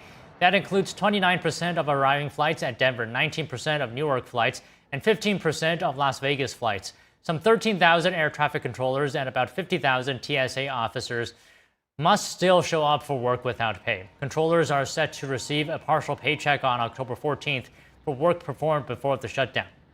Meanwhile, the FAA said air traffic control staffing had returned to normal levels at Nashville International Airport. Nashville International said more than 100 departing flights were delayed today. More than 150 arrivals were delayed as well. And federal officials are on the ground in Portland and Chicago this week as the Trump administration moves to deploy federal law enforcement. Local leaders are speaking out against it, while Washington says it's necessary. Here's what's happening. Homeland Security Secretary Kristi Noem visited Portland Tuesday, warning local leaders she could send 4 times as many federal officers if the city doesn't provide additional security. She said her meeting with Mayor Keith Wilson went poorly. And I'm so extremely disappointed. He's continuing to play politics, did not commit to any of those promises, and said that he'd give me an answer by tomorrow. Mayor Keith Wilson said Portland continues to manage public safety responsibly, despite federal claims of chaos.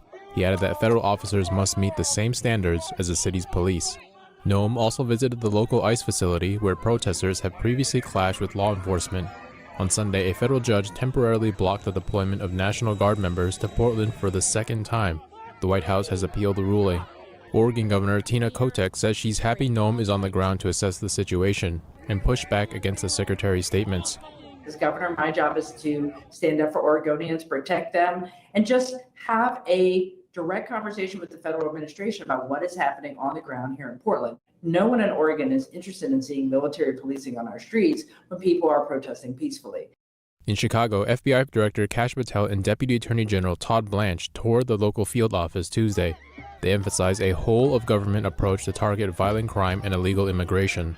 It was just, for me personally, rejuvenating to see the operational ground-level support that every single 3-letter agency here is doing, driving towards the same mission. Texas National Guard troops were seen settling at an Army Reserve Center about 55 miles from Chicago, despite opposition from local leaders and a federal lawsuit to block the deployment. Texas Governor Greg Abbott wrote on X, "The elite Texas National Guard are on the ground and ready to go." Governor J.B. Pritzker says the president is using soldiers as pawns. But Deputy Attorney General Todd Blanche says federal law enforcement is stepping in because local leaders are failing to address crime. What we saw was I think, the effect of the leadership of the state and of this city basically giving a free pass to criminals and to domestic terrorists to do anything they want in the city. But Chicago's mayor strongly disagrees, saying federal actions are endangering civilians. The federal government is out of control. This is one of the most dangerous times in our nation's history. A federal judge will hear arguments from Illinois and Chicago on Thursday. Meanwhile, the Memphis Safe Task Force, a joint effort of more than 20 local, state, and federal agencies, have been actively deployed to work alongside local police in the city. A group of National Guard commanders is set to arrive on Friday, although those troops are not expected to take part in law enforcement. The president today called for jailing Chicago Mayor Brandon Johnson and Illinois Governor J.B. Pritzker. In a Truth Social post, Trump accused them of failing to protect ICE immigration officers who have been operating in Chicago. Pritzker responded on X saying he is not backing down, and Johnson said in a video that he is, quote, not going anywhere. The White House didn't immediately respond to requests for comment. The National Guard has been mobilized outside Chicago for a 60-day deployment. The U.S. Northern Command said 500 troops from Texas and Illinois will help protect ICE agents and federal facilities. Illinois and Chicago filed a lawsuit Monday to block President Trump's deployment of the National Guard to the nation's third largest city. President Trump has argued that the deployment is necessary to curb crime and protect federal officers and property. The National Guard members deployed to Illinois are currently at Army Reserve Center in Elwood, about 50 miles from Chicago. Thousands gathered at Montana State University's Brick Brendan Field House last night for a Turning Point USA event, eager for a night of political discussion. NTD's Daniel Monahan has the key takeaways from the gathering, which featured entrepreneur Vivek Ramaswamy.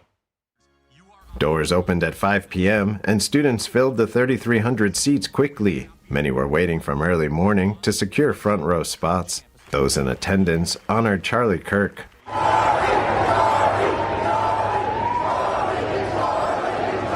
Turn us away from divisiveness, separation, and violence. Candidate for Ohio Governor Vivek Ramaswamy called on those in attendance to remember the tragedy of Charlie Kirk's assassination. For years, college students with conservative views, like many of you, were taught to shut up, sit down, and keep their views to themselves. Ramaswamy says Charlie Kirk helped usher in a new dawn in America. Young conservatives, like many of you, started to feel free to speak in the open again as proud Americans. You showed up at the ballot box last November in unprecedented droves to re-elect Donald Trump to his second term as U.S. president. You all did that. The entrepreneur says conservatives stand at a fork in the road for the future of the conservative movement. Do we play the left's game? Silencing, canceling, punishing, authorizing the government to pick winners and losers in the private sector? Or do we stick to the principles of the American founding? Freedom, merit, the rule of law, the pursuit of excellence. It is a fork in the road for our movement, and I believe the answer is crystal clear. We don't care about owning the libs, not anymore. We care about owning responsibility for saving our country. It is not just about what we stand against, but what we actually stand for. Individual, family, nation, and God. Beats race, gender, sexuality, and climate. The evening wrapped up with high energy and a spirited Q&A session. A young attendee asked Ramaswamy whether his Hindu faith conflicted with conservative values or Charlie Kirk's message. Ramaswamy pointed out that he's running for governor of Ohio and not pastor of Ohio. He invited the young man on stage, gave him a copy of the U.S. Constitution, and had him read Article 6.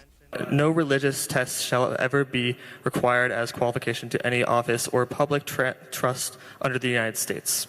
Turning Point USA, founded by Charlie Kirk, says each stop is a chance to honor Charlie's mission and keep the fight alive. The organization says free speech is only free if people use their voices. Daniel Monahan, NTD News. Big tech investment is pouring in and confidence in safety is high. We hear analysis on America's next generation of small nuclear reactors for clean energy. Stay with us. To protect airspace, Germany plans to allow police to shoot down unidentified drones. Find out more after this break.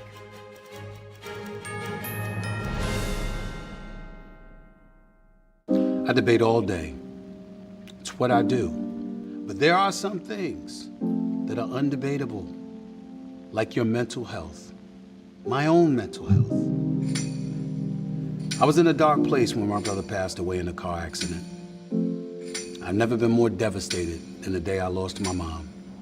I was depressed, miserable, in ways I never imagined. I reached out, and my sisters came, my pastor, my therapist. They helped me get through it. I found that the more I spoke up, the healthier my mind became.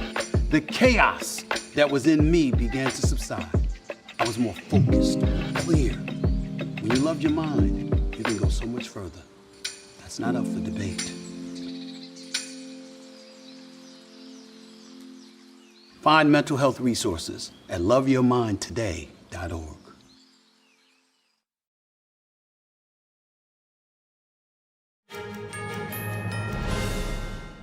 President Trump is holding a roundtable at the White House on Antifa. Let's take a look at that. Included, all of the Arab countries are included, very rich countries and some that are not so rich, but just about everybody's included. It's never happened before. Nothing like that's happened before. And our final negotiation, as you know, is with Hamas.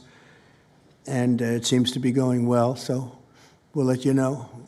If that's the case, we'll be leaving probably on Sunday, maybe Saturday, maybe a little later than Saturday evening, but that seems to be our schedule. It should be clear to all Americans that we have a very serious left-wing terror threat in our country. Radicals associated with the domestic terror group Antifa that you've heard a lot about lately, and I've heard a lot about them for 10 years.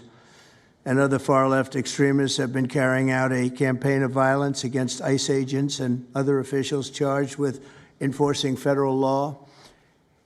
In Chicago, anarchists have surveilled at least 4 local ICE facilities and posted diagrams of the buildings online, meaning nothing but bad, accompanied by photos of specific ICE agents that they're targeting, one in particular who's a top person and a great patriot. In July, approximately a dozen Antifa-aligned militants stormed the ICE facility in Texas and then lured officers out of the building before firing dozens of rounds at police. They were crazy, frankly, shooting one Texas officer in the neck. And in Portland, Oregon, Antifa thugs have repeatedly attacked our officers and laid siege to federal property in an attempt to violently stop the execution of federal law. Everything we're doing is very lawful. What they're doing is not lawful. And what the governor and the mayor of, as an example, you could say of Portland, and you can say certainly of Chicago, it's not lawful what they're doing. They have to be very careful. In addition, 2 weeks ago, a radical left terrorist in Dallas conducted a sniper attack on a local ICE facility, killing 2 people and leaving behind a note that read, "Hopefully this will give ICE agents some real terror." That's bad. This attack came the very same month that Charlie Kirk was assassinated by a far-left extremist who inscribed the words, "Hey, fascist, catch," meaning catch the bullet, onto the bullet shelf itself. The epidemic of left-wing violence and Antifa-inspired terror has been escalating for nearly a decade. At universities, Antifa has organized riotous mobs to attack campus speakers. I see it all the time. And these are agitators, anarchists, and they're paid. And you'll find that out. You'll be finding it out very soon. You should see what we have on these people. These are bad people. These are people that want to destroy our country. We're not going to let it happen. They've used armed gangs to assault local police in cities nationwide, and they've attacked journalists reporting on their crimes. So the journalists that report on their crimes, don't worry, you're very safe. I hope that's not going to turn you around, but they have been very threatening to people, but we're going to be very threatening to them, far more threatening to them than they ever were with us, and that includes the people that fund them. Probably some of the people I know, some of the people I dine with, but if they do, they're in deep trouble. So we're going to be looking very strongly at the people that are funding these operations. When you see the signs, and they're all made out of a beautiful, beautiful paper, beautiful, nice, stiff, very expensive paper, with beautiful wood handles, all the same color. They come from very expensive printing machines. These are not people that write out their signs in a basement that believe in something. These are paid anarchists. At least 3 of these courageous journalists have personally been victims of Antifa attacks. Andy Ngo has been repeatedly beaten by Antifa thugs for his work in Andy is a very serious person, too, I have to tell you. I've been watching him for a long time. Is Andy here? That's what I thought. Hello, Andy. I thought that was you. You're looking better than you do out on those streets, huh? You look much better. It's nice to have you. You feel a little safer here, I think, maybe. Well, not that safe, because you have them. You have to worry about that. But thank you very much. Andy Ngo has been repeatedly beaten by Antifa, and including one assault that left him with a brain hemorrhage. Only days ago, Nick Sortor was assaulted in Portland by a flag-burning mob, and we've made it 1-year penalty for inciting riots. We took the freedom of speech away because that's been through the courts, and the court said you have freedom of speech. But what has happened is when they burn a flag, it agitates and irritates crowds. I've never seen anything like it on both sides, and you end up with riots. So we're going on that basis. We're looking at it not from the freedom of speech, which I always felt strongly about, but never passed the courts. This is what they do, is they incite. When you burn an American flag, you incite tremendous violence. We have many examples of it, many examples of it, and it's actually down on tape, and you see things happen that just don't happen unless it's the flag that's burning. Very recently, Katie Davis Court was hit in the face with a flagpole in Portland by an Antifa radical, leaving her with a very blackened eye. So, Katie, thank you very much. And I'd like to also say that I watched Nick. Where's Nick? Is Nick here? Nick? Hi, Nick. That was a rough time you went through. I hope you got my little note. I wrote you a note. I really appreciated that. It helped a lot because it was a difficult situation. It was very stressful. stressful, Yeah. and you're no help to line. I truly appreciate it. I thought it was terrible, actually. I thought it was terrible. So we'll talk about it a little bit. Under the last administration, the Department of Justice targeted faithful Catholics, Christians, and patriotic parents as domestic extremists. They said, oh, they're extreme because they believe in God. They're extreme because they go to Catholic church, or evangelicals, where everybody was under the gun. Unless you were a really bad, sick person, then they left you alone. Under the Trump administration, we're going after Antifa criminals, and all who fund and support their campaigns are in serious trouble. And we have a lot of records already, a lot of surprises, a lot of bad surprises. It's people that you would never think. I want to thank Attorney General Pam Bondi, who, by the way, yesterday was incredible in Congress. It was amazing, and she just did it from the heart and the brain, because she's very smart, in all fairness. But she did it from the heart, and she did it an incredible. Everybody was talking about it. She exposed some of these fake senators, these terrible senators, people like Blumenthal that had a phony war record. For 20 years, he talked about what a hero he was, and it turned out he never went to Vietnam. For 20 years, he talked about being a hero in Vietnam. Then it was exposed when he said what platoon he was with, and it was exposed that somebody was watching from that particular platoon. They said he was never with us. And then he went out and he cried, and he was ready to drop out of the election. And disgraceful. And then he looks at people like Pam and he starts criticizing her, and she's a patriot.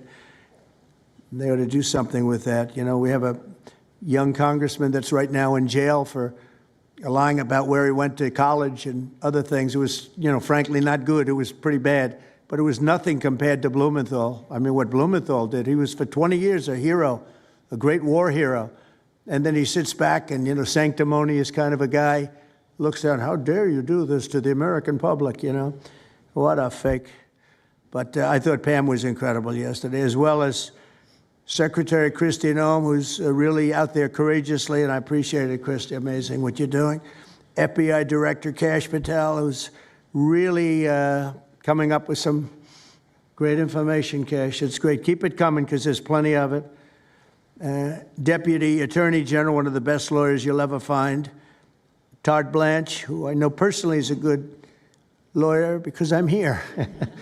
Thank you very much, Todd. Good job, Todd. Let me ask Attorney General Bondi to say a few words, and then we'll follow it up with Secretary Noem and Director Patel. And we're going to have some of the people around the table, very courageous people, and they're going to be talking, journalists, almost all, and they're going to be talking, and we'll take some questions from the press at the end. Okay, Pam, please. Thank you, President Trump. And as you made clear, Antifa is a domestic left-wing terrorist organization. We've seen them on video for years because they wanted to be seen and they got away with it. They beat journalists, they attack courthouses, they attack police stations, they dox and assault our law enforcement officers. The Biden administration let them commit these crimes with total impunity for years. So did Democrat leaders like Pritzker and Mayor Brandon Johnson. Last week, independent journalist Nick Sorter was arrested just for protecting himself against Antifa. I saw it online and I called Nick. I couldn't believe what happened.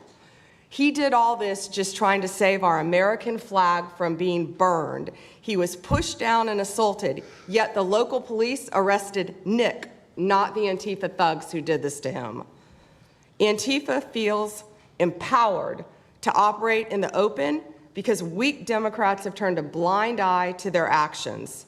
Their hatred for President Trump and for law and order agendas fuels their violence. We've seen more than 1,000% increase in attacks against our ICE agents since January 20th. Secretary Noem is out there fighting for you firsthand to keep our federal officers safe, to keep our federal buildings safe, and we're not going to have it anymore, these thugs. We saw what's happening in Portland and Chicago, and you saw what happened in Dallas. No longer. This is not activism, it's anarchy. We can't and we will not let masked terrorists burn our buildings, attack our law enforcement, and intimidate our communities. Under your leadership, President Trump, we're deploying the full might of the federal law enforcement to crack down on Antifa and other domestic terrorist organizations led by Stephen Miller. And Stephen, thank you for everything you're doing. Last week, I issued a memo ordering our federal law enforcement agents, DEA, FBI, U.S. Marshals, and ATF to protect ICE officers from Antifa and other radical left-wing violence. Director Patel has been going nonstop. He and Deputy Attorney General Blanche were in Chicago yesterday. While Secretary Noem was in Portland, we are around this country fighting against this domestic terrorism. We had Apple and Google take down the ICE block apps. Hope they continue to comply with that. It's threatening the safety of our federal law enforcement officers. We're not going to stop at just arresting the violent criminals we can see in the streets. Fighting crime is more than just getting the bad guy off the streets. It's breaking down the organization brick by brick. Just like we did with cartels, we're going to take the same approach, President Trump, with Antifa. Destroy the entire organization from top to bottom. We're going to take them apart.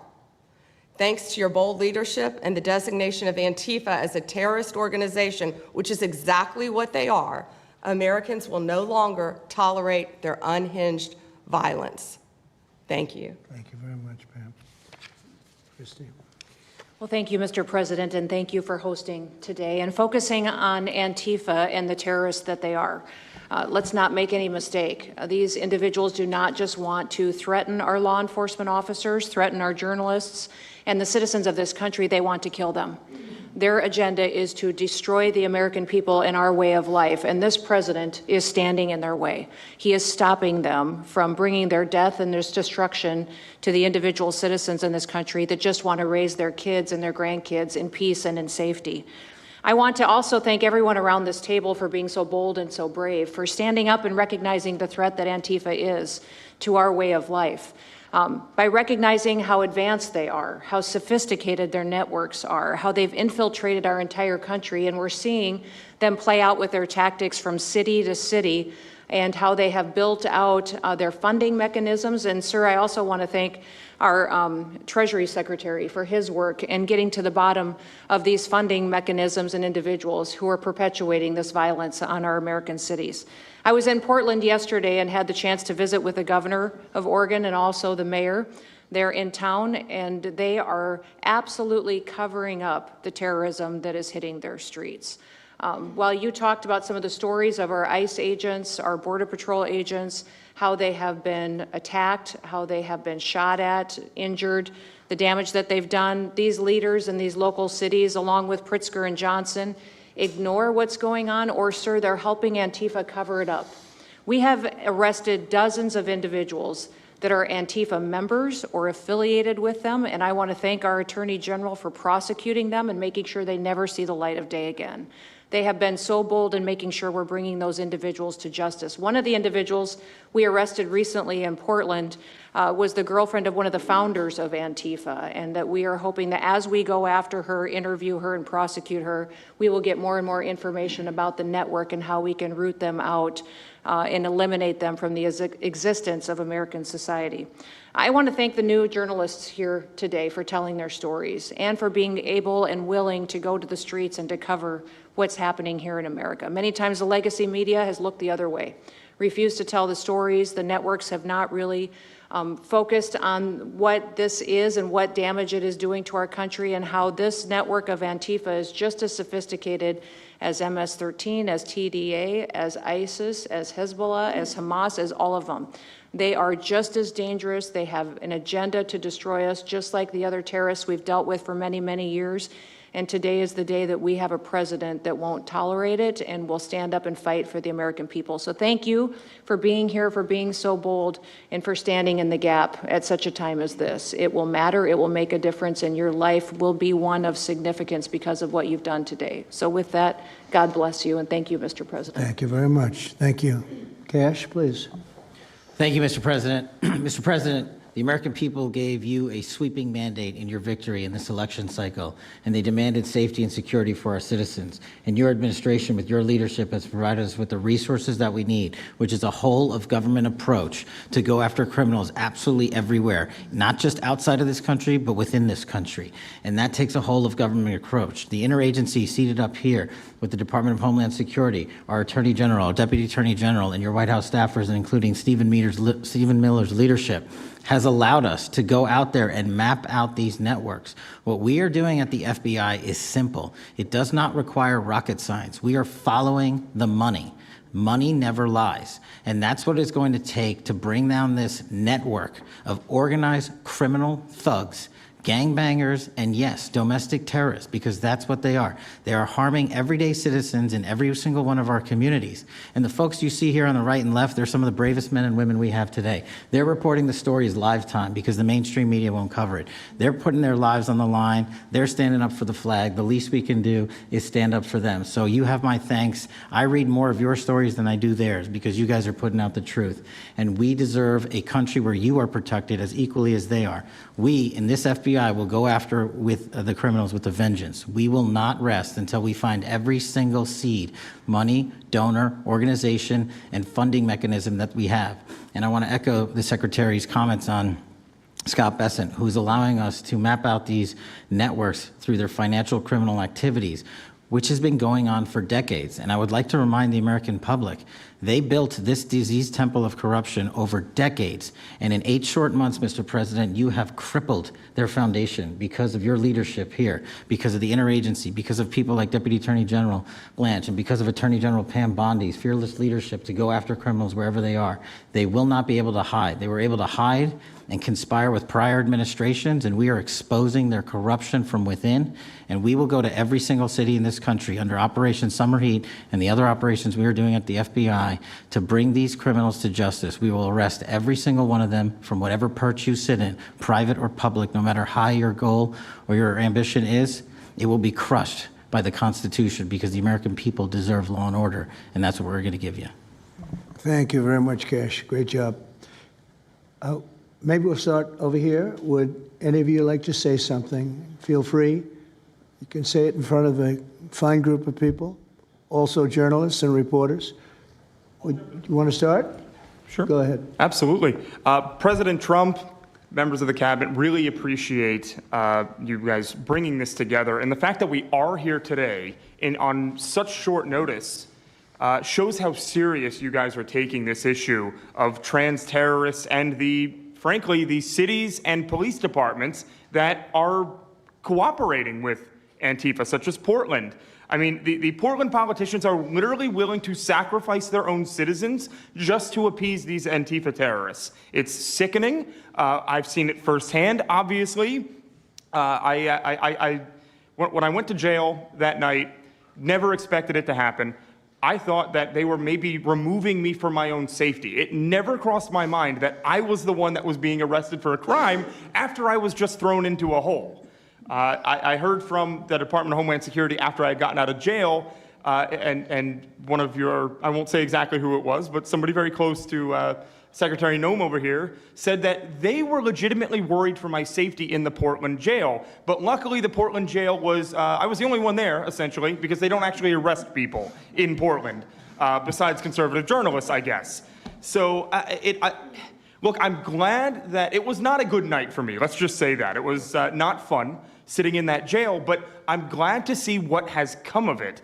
And I've been able to talk to a bunch of FBI agents, ATF agents, DHS agents that I didn't even know existed until I went there and went to that ICE facility. And the morale is at an all-time high. It is so exciting to see these guys know now that they have the backing of the Secretary, the DOJ, as well as the President of the United States, and they are there to do their job. They are going to fulfill this mission and deport these violent criminals. I believe one of the ones that I did a ride along with Secretary Noem yesterday, President Trump, and there was a pedophile that had come into the country 5 times over the past 7 years. 7 years. And apparently under the Biden regime, that was just allowed to happen. That was fine. No problem. It's concerning to me that you're seeing the Portland Police Department, as well as the governor of Oregon and the mayor, of course, coming out and running defense for pedophiles that have entered the country illegally 5 times. It's crazy. I'm glad it's taking a front row seat in the media. And, they're being forced to talk about it in reality because, we're the ones that were on the ground. We're the ones that are actually reporting what's going on. Much of the legacy media has been either ignoring it or covering for Antifa for years now. So thank you guys so much for taking this seriously. And President Trump, you mentioned that flag. So remember, you put out a truth right after That's right. I saw that. Took this flag from that man that was burning it in the street. I saw it. Do you know who he is? Oh yeah, I know exactly who it is. So why don't you give it to Pam? Give it to the Attorney General, and let's start prosecutions. Yeah. I actually have a second flag that he tried to burn as well. So I have 2 of them from the same guy. Well, you also saw what happened when that flag started burning. Everyone went crazy. That's right. And that's when it started, when they started burning the flag. So thank you. If you could give the information, it would be great. Absolutely. And at least that horrible night made you famous. Right? You got He was already I got a text from the President of the United States, so I appreciate that. And President Trump, after that happened to Nick, I called Harmeet Dillon and we opened a pattern and practice investigation into the Portland police very publicly as to how they let this happen. Thank you, sir. Mr. President, Brandy Cruz, you're going to hear us be very fired up today, and you can tell, and it's because some of us have been covering Antifa for 15 years and have never had anyone in a position of authority even acknowledge their existence. And I'll also tell you that I think that had you not done, the single most powerful thing you've done to deal with this scourge has been acknowledging that Antifa is a real thing. I genuinely believe there would be people at these tables who would be dead today and would have been killed in Portland had you not called them a terror organization and said we're going to bring the full weight of the federal government to bear. I talked to Katie Daviscourt in Portland the other day. She'd been assaulted all summer. And she said the same thing, that it seems quick to violence as soon as you made that designation. So they're thinking in their heads, they're worried. There's been 24 or so arrested in Portland. They don't want to go to federal prison. There's this video of them, one of them who was in the face of an ICE agent, and then he's in custody shaking. Once you take the mask off, they're nothing. And I was told by probably a dozen people not to tell you this. I'm going to tell it to you anyway, because it's relevant to what we're talking about. I'm living proof that you can recover from TDS. I had strong Trump derangement syndrome for probably 8 years. This is one of the reasons I recovered from it. And by the way, it's much better to not have TDS. I'm happier, I'm healthier, more successful. I even think I got a little more attractive after I got rid of my Trump derangement syndrome. Yes. I'm a reporter in Seattle, and frankly, I could not care any less what any of you have to say about this meeting. Could not care any less. We're not here for you. I'm not here to convince any of you that Antifa is a real thing, because if you have not come to that conclusion by now, you are never going to come to that conclusion because you don't want to see it. And you're going to go and you're going to say it's a bunch of right-wing conservative influencers who are here spinning a tale. I was one of you. I was a mainstream reporter in Seattle for 10 years. I was a TV reporter on the streets doing my job, and I was still assaulted by Antifa. So it's not about being conservative. It's about people who go there and show what they're doing.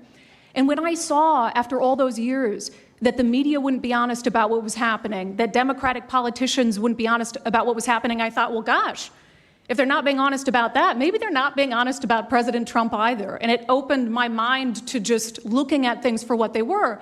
And now I find you quite funny, actually.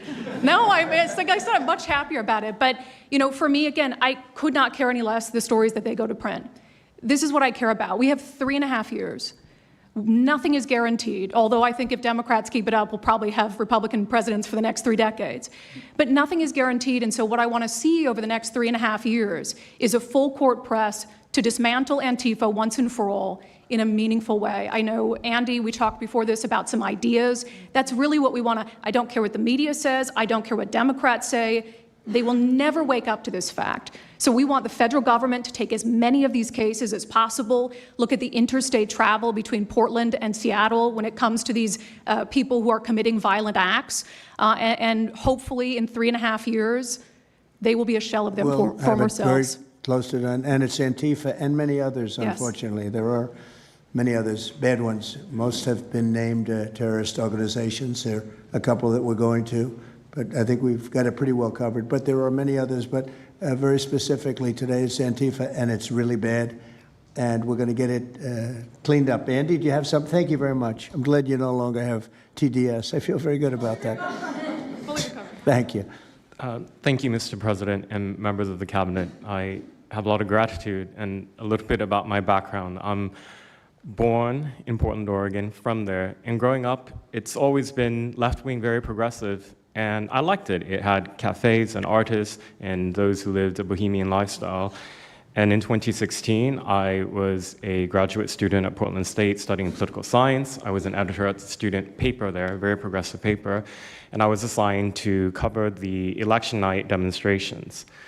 Well, the elections night protests turned to riots, 3 days of violent rioting in Portland. And it was the first time that I saw groups dressed in black with their faces covered. This was 4 years before COVID. Some of them were waving the black flag of anarchism, some the red flag of Marxism. And within seconds, they would ravage one street to another, to another, to another. And the next day, I would read the legacy media, which I still read at that time and looked forward to, and I looked up to those journalists. And I was really shocked to see that the narrative was that these, in my view, anti-democratic political violence was legitimate acts of protest because people were concerned about racism or all these other lies. And so for the next 4 years, I just continued going out with my video camera. I thought, look, people can ignore what I write because of spin, but videos can quite speak for themselves. And in 2019, it led to me nearly losing my life. I was covering another Antifa protest turned riot. At that point, had been routine in Portland, and then I was ambushed in a mob beating. And I had never been in a fight. I didn't even realize that I was being assaulted until seconds in.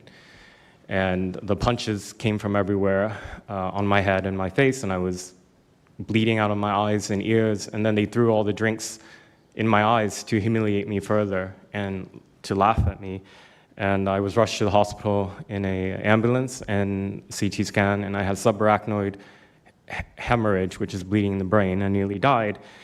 And after surviving that, the reporting that I saw in liberal media it seemed to suggest that I had deserved it because they branded me far right. And some even went so far as to suggest that I maybe faked my injuries. A BuzzFeed reporter asked for my medical records, which I did provide, but this felt so, it's like because I didn't die in that attack, there was another round of people who wanted to finish me off. But I continued, and then 2020, Portland was really the epicenter of the longest political violence. Those months of riots, I was on the ground, undercover, and there was an assassination there. There was a supporter of Donald Trump named Aaron Danielson who was shot dead by a self-described Antifa member who then fled out of state and died in a shootout with U.S. Marshals. In 2021, I returned undercover, naively thinking that enough time had passed, and was chased through the streets of downtown and beaten, nearly choked out. The person who was trying to choke me out held me so tightly that I had the blood, the vessels in my eyes burst. So one of the symptoms were my eyes were completely red after that, and I was hospitalized. So thank you so much for acknowledging Antifa and for directing your administration to treat them as domestic terrorists. It's going to be really challenging because how they organize is that they are decentralized, autonomous, and they operate on deception. And we're still to this day told that they don't exist, that it's a figment of our imagination.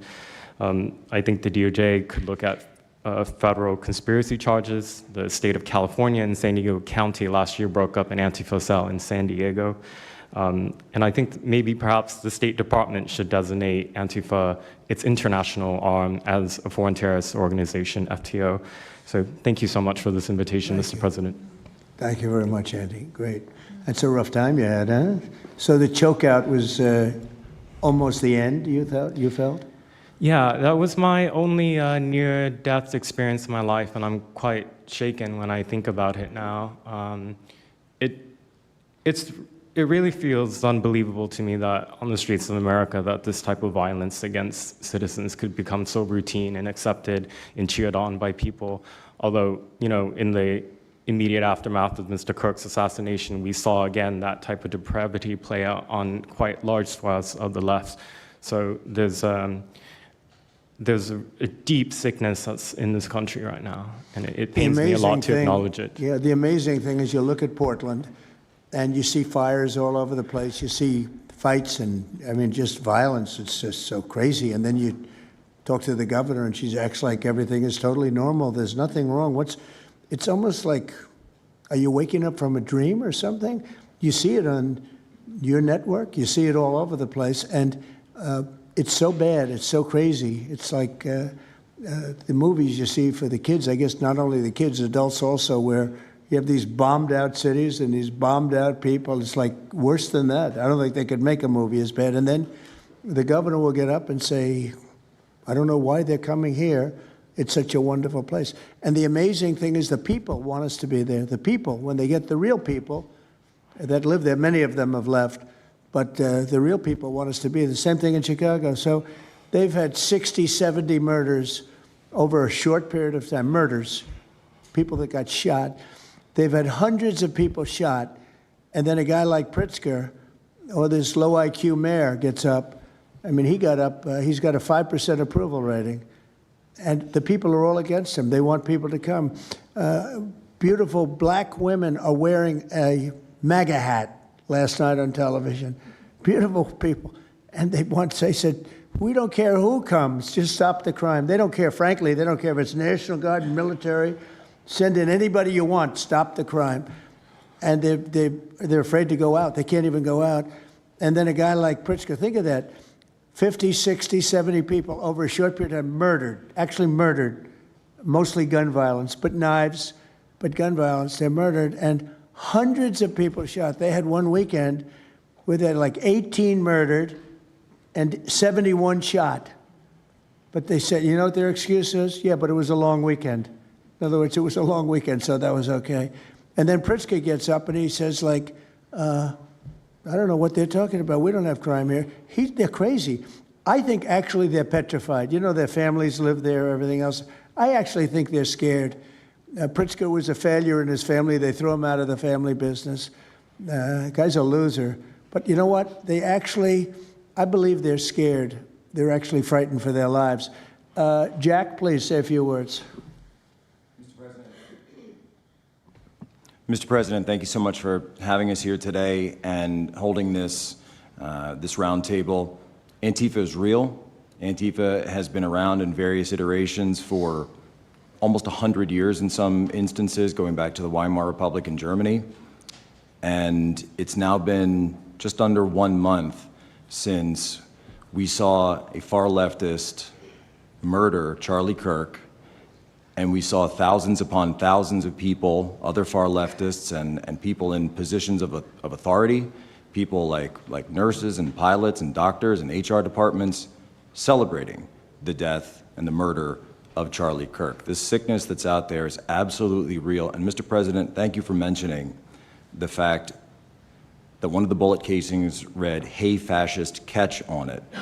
One of the other bullet casings right next to that had Bella Ciao written on it. Now, Bella Ciao is a song that is known in Antifa circles as the international anthem of Antifa. And all of us around this room that have studied Antifa, we're very familiar with these symbols. And Mr. President, I think the situation is getting worse. When you look at people like Luigi Maggioni in his 20s, Thomas Matthew Crooks, of course, who took a shot at you, sir, the ICE shooter in Dallas, and now this Tyler Robinson, we're starting to see a pattern of more and more murderous violence. And this same violence is not just random. It is targeted assassinations, which are getting worse. And every single one of us in this room that goes out there, and obviously you as well, sir, and all the staff, we are now under that threat every single day. And working there at Turning Point USA, and I've spent just about the last month out there in Phoenix with Erica, with the family, with the team. And I will tell you this, Mr. President, even though going through something like that, which is an absolute nightmare, and people say, you know, what was it like to speak in front of all those people? It was horrible. Every second of it was horrible. But we're not going to quit. And Turning Point USA is continuing the tour that Charlie was on. We had 6,000 people when we went back to Utah. We had 5,000 people last night in Montana, if you can believe that. We are continuing to organize on campus. We are getting more and more people coming out in the face of this threat, knowing what happened to Charlie. But Mr. President, we need to do something about this, because I fear that the next one who could be killed could be sitting at this table right now. And we're not going to stop, but they need to stop, and they will not stop until they are stopped. Thank you. Thank you, Jack. I appreciate it very much. One thing I have to say is that Washington, D.C. was almost as bad.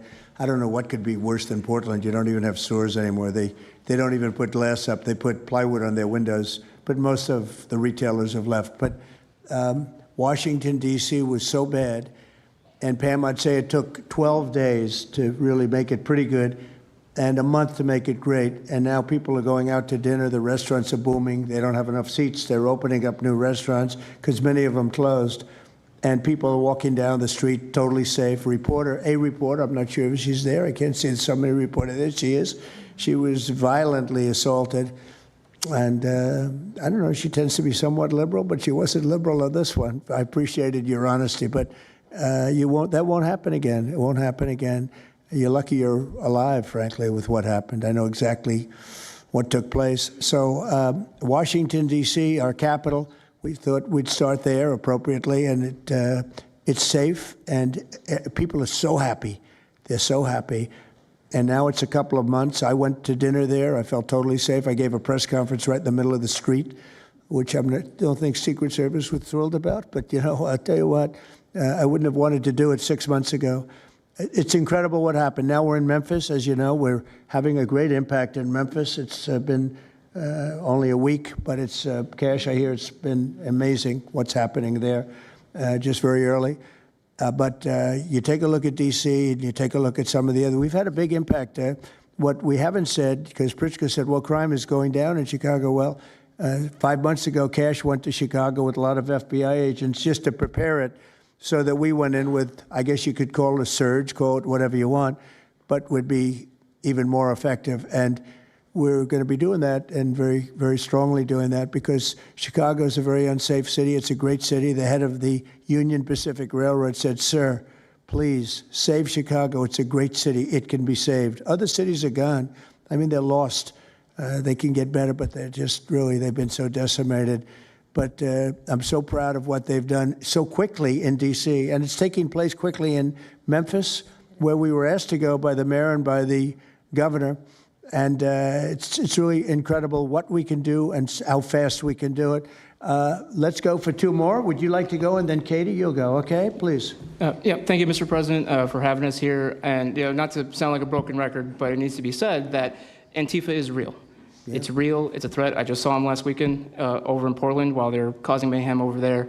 And the reason why they're such a big problem is because we have Democrats and a lot of people in the mainstream media refusing to acknowledge that they even exist, right? So how can we as a country begin to address it when you have large swaths of, these people who are supposedly decision makers and people who are supposed to inform, they don't want to say that it exists. Because the common argument is like, well, they're not a real organization because there's no national leadership, they don't have a national headquarters, so how can law enforcement go after a group that doesn't exist like that? Well, law enforcement goes after criminal groups that organize to rob banks or do smash and grabs. They don't have a registered LLC, they don't have official membership cards, they don't have a business address, but law enforcement still goes after them because they're working as a group. These people don't just show up, randomly at the same time to do the same thing, dressed in a very similar fashion, espousing the same ideology. And they say, well, it's an ideology. It's like, well, yes, it's an ideology because there's people alive, present, that believe in it, and they're acting on it. And so I've been very well aware of what Antifa's been doing. I was very busy during the riots in 2020. That was probably my most exposure to them prior to this year. I've been at the ICE facility at Broadview. I'm originally from the Chicagoland area, unfortunately, but that's where I grew up around. Like I said, I was in Portland. I was covering the riots in Los Angeles as well. And probably one of the most disturbing parts about that is, in addition to Antifa being present, they were tagging the streets with CJNG, which is Cartel Jalisco Nueva Generación, which is a cartel. So you have these people who are working basically in concert with other terrorist groups to say that we're here, we're present, and we're gonna attack federal agents and people who are gonna expose what we do. And so, to be clear, political violence, sustained political violence that we're seeing in this country is not a both sides issue. I was, I was at Charlie Kirk's memorial in Glendale recently. Conservative gathering, totally peaceful. It was the most peaceful gathering that I've been at. Every other time that I've been covering violence in the streets, just this year, just this year, it's always been from left-wing people, radical left-wing people. And it's not even just Antifa anymore. The shooting that happened the defensive shooting that happened in the Chicago area, that wasn't someone dressed in black bloc. That was just somebody that had taken upon themselves to go out and try to interfere and ram federal vehicles. So people are becoming more and more radicalized, and it was to be expected, unfortunately. And the reason why we're in this position today is because after I was done covering the riots, I was at the border from the San Diego sector all the way down to the Rio Grande Valley sector, covering the border crisis month after month. And we all knew the solution to that. We all knew why it was happening. It's because, well, it's racist to have a border. It's like, well, actually, it's not, but okay. And so it required you to come back into office and to fix the problem, but it's no longer just a border issue. It's a nationwide issue, and that's one of the reasons why you got elected back into office, because thankfully the American people said we're not going to deal with it anymore. But unfortunately, there's a lot of people, as we've seen, who are willing to take to the streets to do violence. And that's a scary thing, because typically when I was in 2020, I was covering Minneapolis, Los Angeles, Portland, Seattle. I was over in Chaz, and that was to be expected.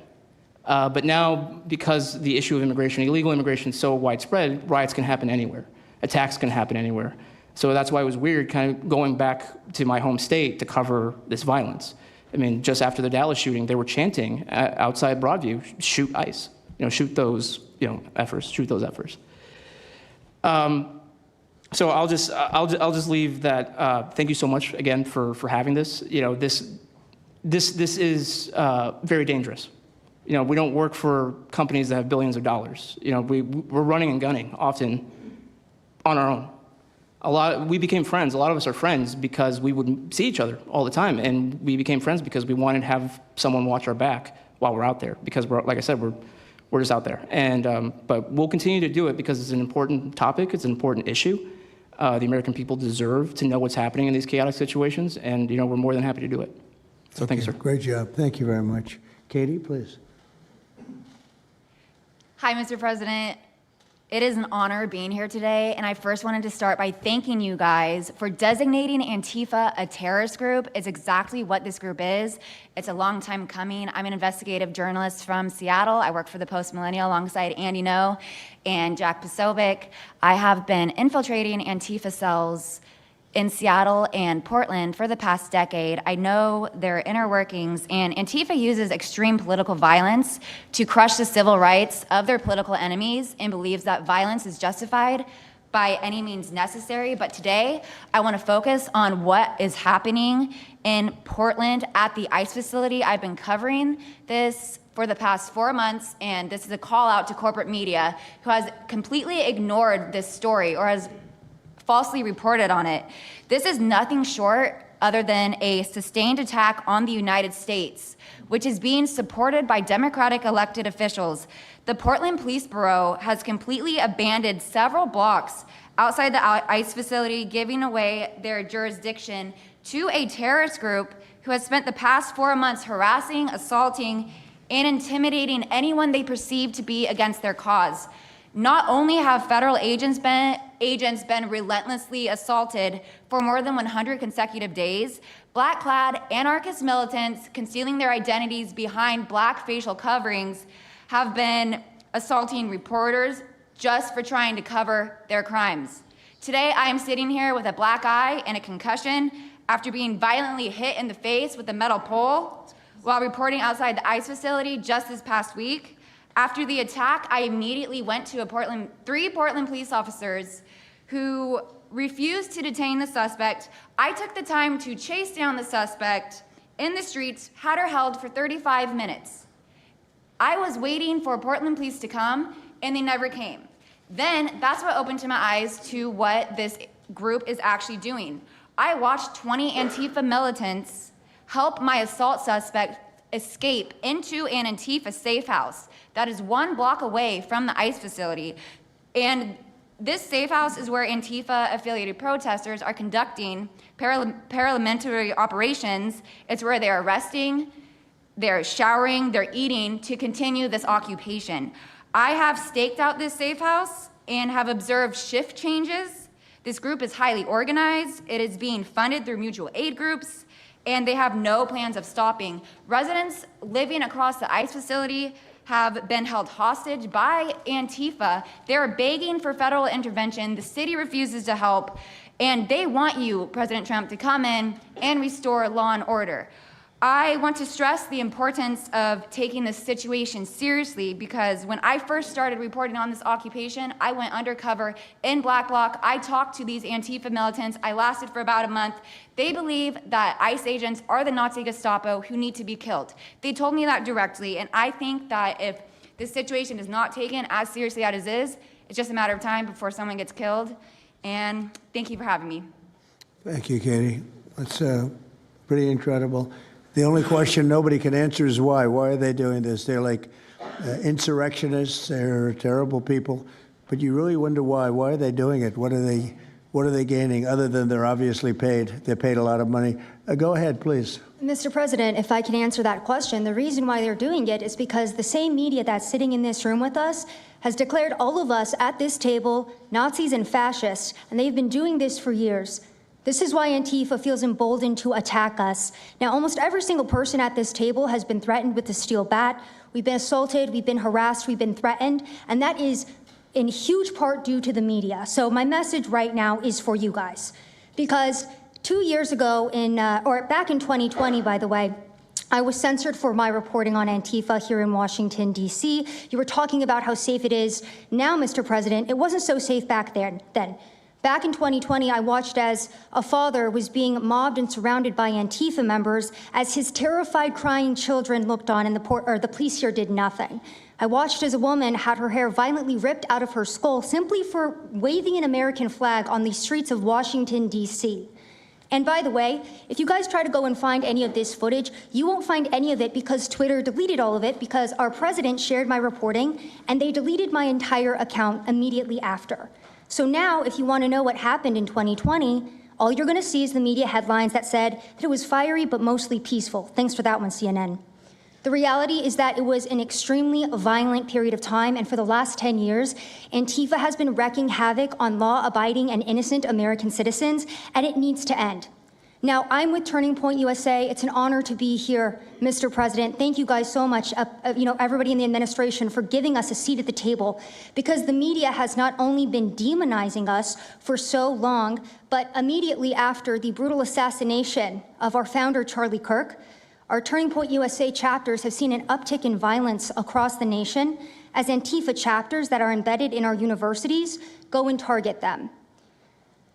It's been extremely difficult to report on the ground, and for a long time I was afraid to go to Portland because I knew that the only people who would have my back, like Julio said, were one of my friends on the ground because there is no police force there. I was terrified to go because I knew if I got shot or stabbed, and I have been assaulted, I've been mobbed and robbed in Austin, Texas by Antifa, that nobody would come to help me. So my plea to the entire administration, especially to the DOJ, is every single radical left-winger who is in front of the ICE facility in Chicago, in New York, in Portland, please make sure that you use the full force of the law to come after each and every single one of them, because it is us being soft on left-wing violence that has fomented all of the terror that we have seen in this country, and it is the left wing getting away time and time again with assaulting law-abiding American citizens that has led us to this place. So truly, to the Americans that I speak to on the ground, they feel completely abandoned by their state and local government. So please step in. You have Americans begging for the National Guard. And to the media over here, please report on the truth. Please do your jobs. I'm an American citizen. Everybody at this table simply views ourselves as American citizens who have an iPhone and the will to actually tell the truth. So please take your job seriously and tell the truth to the American people. And thank you for letting me be here on behalf of Charlie to continue his legacy of cleaning up the country. Thank you, Mr. President. Thank you very much. Appreciate it. Wow, you feel very strongly. And that was President Trump speaking at a roundtable event aiming to clean up Antifa and having speakers talk about their encounters with Antifa, and one gentleman actually having a near-death experience. All right, moving on. The government shutdown enters its 8th day. Joining us now to discuss is financial analyst Louis Navellier. He's the chairman and founder of Navellier and Associates. So good afternoon, Louis. I just want to ask you, should we be concerned about the impacts of this shutdown, whether it's the stock market or for regular Americans? It doesn't affect the stock market. A research outfit, Bespoke, documented the last 6 shutdowns, and the stock market was higher on a median basis 1 week, 1 month, 3 months, 6 months, 1 year later. So this is kind of a charade. It is serious, though, because Congress is not in session. I'm in D.C. now, and the next crucial thing will be the pay period, which is the 16th of October. Also, the head of the OMB is a pretty serious guy, and he would like to start laying people off. So this is getting a little bit more heated than a lot of us expect. But do you think the lack of federal stats during a shutdown, like jobs reports, inflation data, could that create blind spots for investors? Not really, because the Labor Department reports were so horrific. Fed Governor Christopher Waller went on Bloomberg for 30 minutes to explain the problem with the job market. And he predicted that there'd be downward revisions before they happened. And not only they happened with the Labor Department, they happened with ADP. So now ADP's reported that we've lost private payroll jobs 3 of the last 4 months. So kudos to Governor Waller for doing that. The seasonal adjustments in the Labor Department just are very, very frustrating. I'd like to see retail sales. That's going to be postponed. CPI, I think we know a lot of the components. I think we can get by without that. But there are good private surveys. ISM is another good one. And the Conference Board's excellent for consumer confidence. So I'm not familiar very much with this. I mean, the Federal Reserve relies on these official data points to make decisions, right? So could this shutdown affect the Fed's ability to assess economic conditions? Oh, not at all. One of the issues with the Federal Reserve is they were ignoring the economic data. Inflation came in better than expected for 5 straight months. The wholesale prices were actually negative in the 3 of the last 6 months. So we were very, very frustrated why the Fed was doing what they were doing. I subscribe to private economists, Ian Shepherdson and Ed Yardeni, and the tariff data is only 14% of the CPI, and yet they kept saying that it's going to affect the CPI. I'm sorry to say this, but Chairman Powell is not an economist; he's a lawyer, and he was grossly misinformed. So there is a rift now on the Federal Reserve. Chairman Powell's a lame duck, and we definitely have to cut so they follow their employment mandates. Plus, market rates have fallen, and they can never fight market rates. What are your thoughts on whether this shutdown could affect economic growth? Because the Treasury Secretary, Scott Bessent, said that it could negatively impact U.S. GDP. Yeah, I would agree with Scott. First of all, Scott Bessett's a wonderful spokesman for the administration in the country. But clearly it's starting to impact consumer confidence. Clearly the threat that some of the federal employees will be terminated instead of furloughed. The administration's already talked about not paying them while they're furloughed. So that's going to start to weigh on consumer confidence further. And so, yeah, it's taking a toll. But this is going to get resolved. We're starting to have some issues with air traffic control and things like that. And obviously, that's intolerable.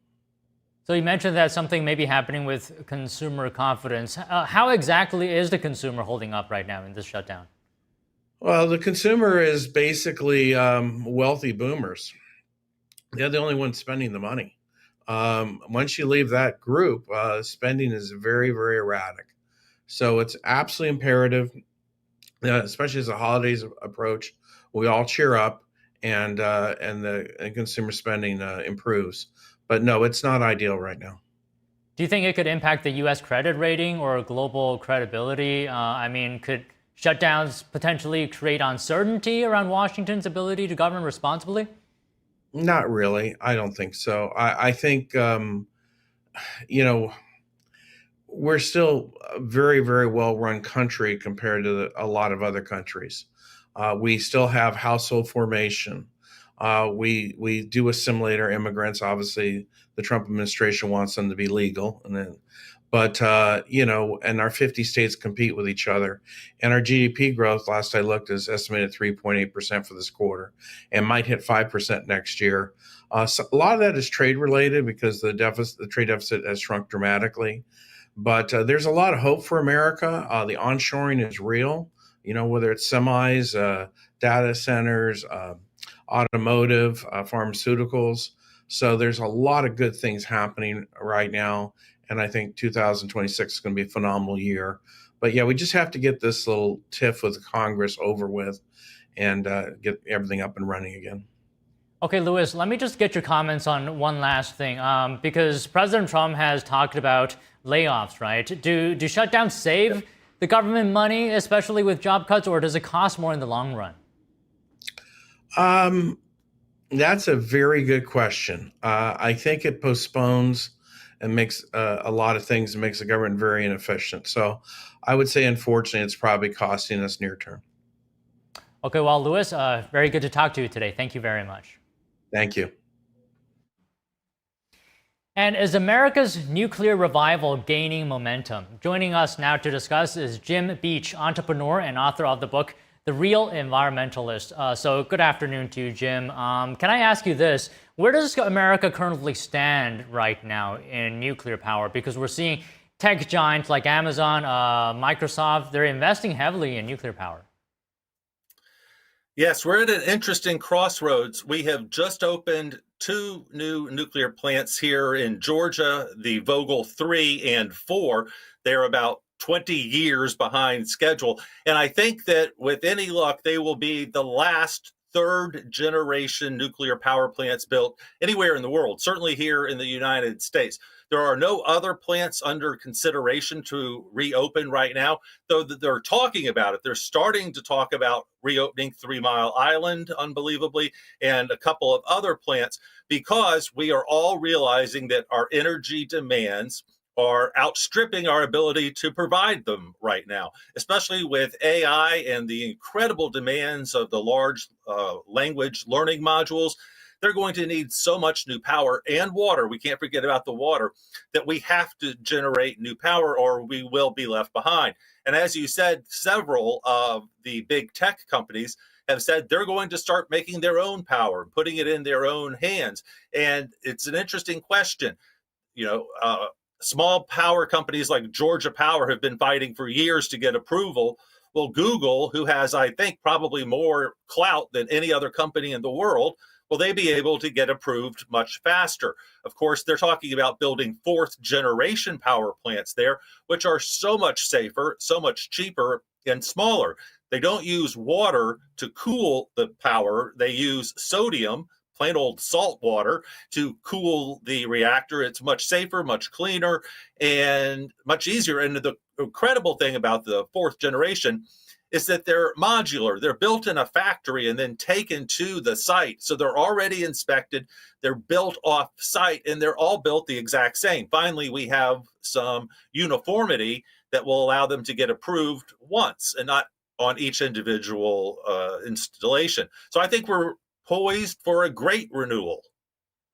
Okay, so just two things I want to ask you as a follow-up to what you just said. How profitable do you think this investment in nuclear could be for these companies? And can you talk a bit more about the environmental impact? Because I'm sure a lot of people have that on their mind. Sure. The numbers, the profitability are hard to talk about because no one really agrees. But I tell you this, when you give a power company the opportunity to build whatever they want to build, they build nuclear. Of course, the expenses are, in the billions, tens of billions, but you can also get 100% reliable energy for the next 40 or 50 years. And so the energy companies have decided that nuclear is the cheapest, especially when you consider the rates that the energy will be available. Solar and wind have so much downtime, and consider all of those things. They want to build nuclear. And in terms of safety, we've had two catastrophic accidents in world history, Chernobyl and then in Japan. And prior to that, we were told that the entire world would blow up if one accident occurred. Remember the movie The China Syndrome with Jane Fonda from the late 70s. But that's just not how it's happened. And so I think we are at a new area, a new arena where nuclear power can be the safest possible. The fourth generation doesn't have the chance of a meltdown. Plus, if a meltdown does occur, it doesn't destroy the earth like we were told in the 70s and that good old movie. And so I think that we're in a situation where the environment is as clean and as safe as could be. Also, the fourth generation have very little waste output. And so that's a huge advantage of the fourth generation. If we were to build 50 new fourth generation plants in the United States, we would be so well served and so poised for an AI explosion. So Jim, I'm not exactly an expert on this, but I do believe nuclear plants take a very long time to build. Am I right on that? So if it is correct, does that mean we have to wait years upon years and years before actually reaping the potential benefits? Well, we're on the cusp right now. So the third generation take decades. The fourth generation are actually built in a factory and then taken to the site. And so that's a much, much quicker process. And the approval is so much faster because you approve one and you've improved all of the machines on that line. And so right now, Trump and the UK made a deal about 2 weeks ago when he was there to see the king.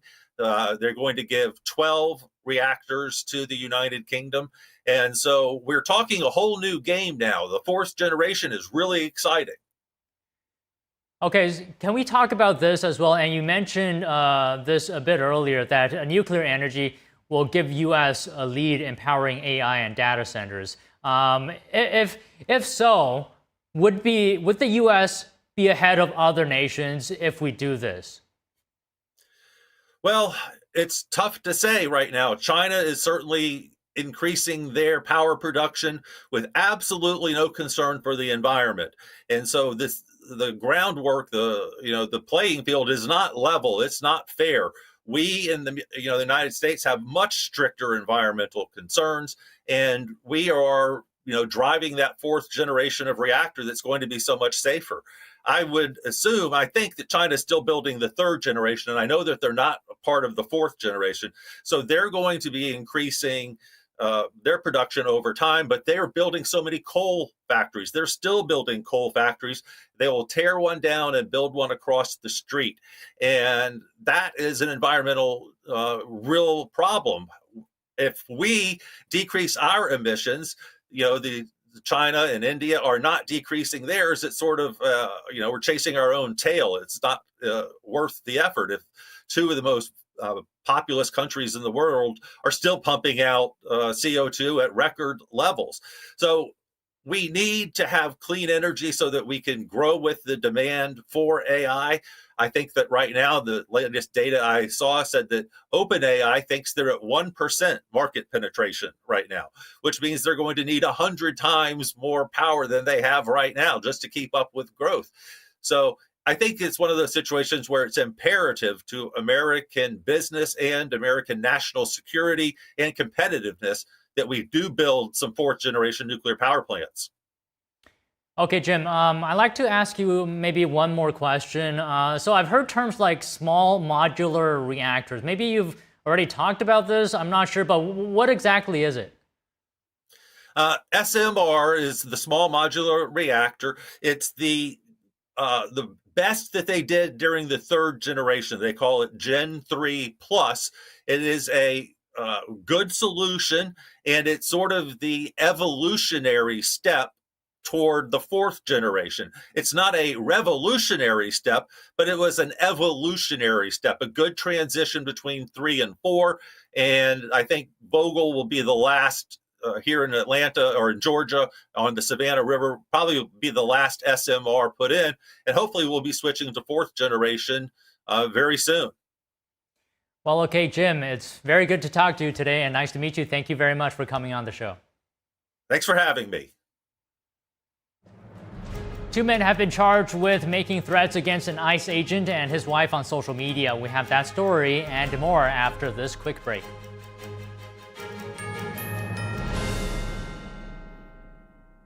Shenyun Creations, the streaming platform from Shenyun, featuring world-class dance, past programs, and all original music.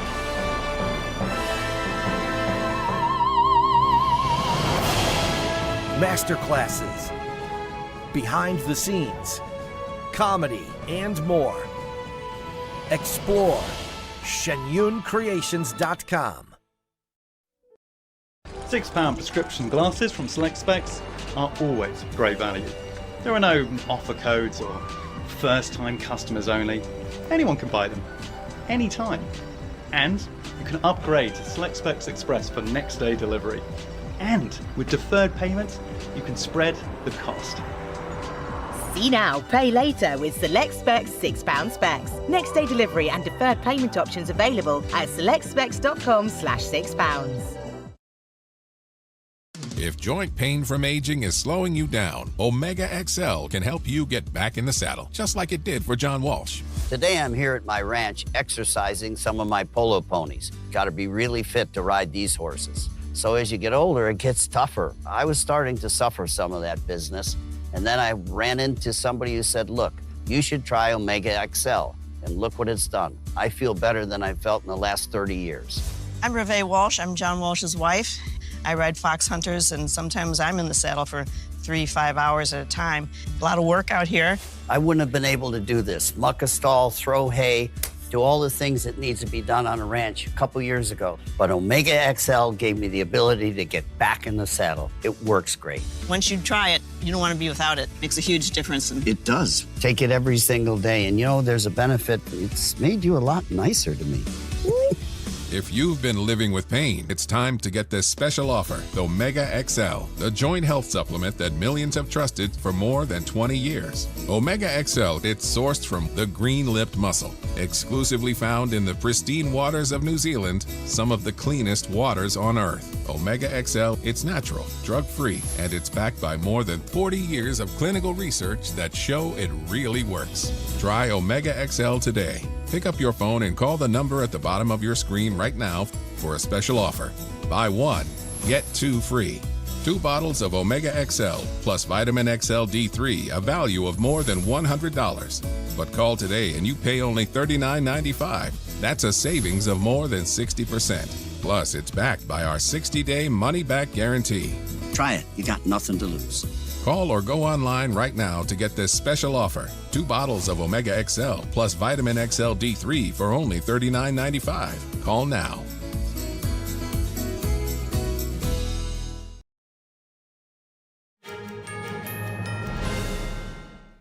Derek Groves, who escaped from a New Orleans jail in May, has been captured in Atlanta. The U.S. Marshal Service says law enforcement captured him after a standoff at a home in the southwestern part of Atlanta. He was found hiding in the residence. Groves was the last of 10 inmates to be captured after breaking out of the Orleans Parish Jail. This was one of the most high-profile jailbreaks in Louisiana in decades. Groves was convicted of second-degree murder and serving life in prison. He shot and killed 2 people and injured several others at a block party. His girlfriend has been in custody and facing charges for helping him escape.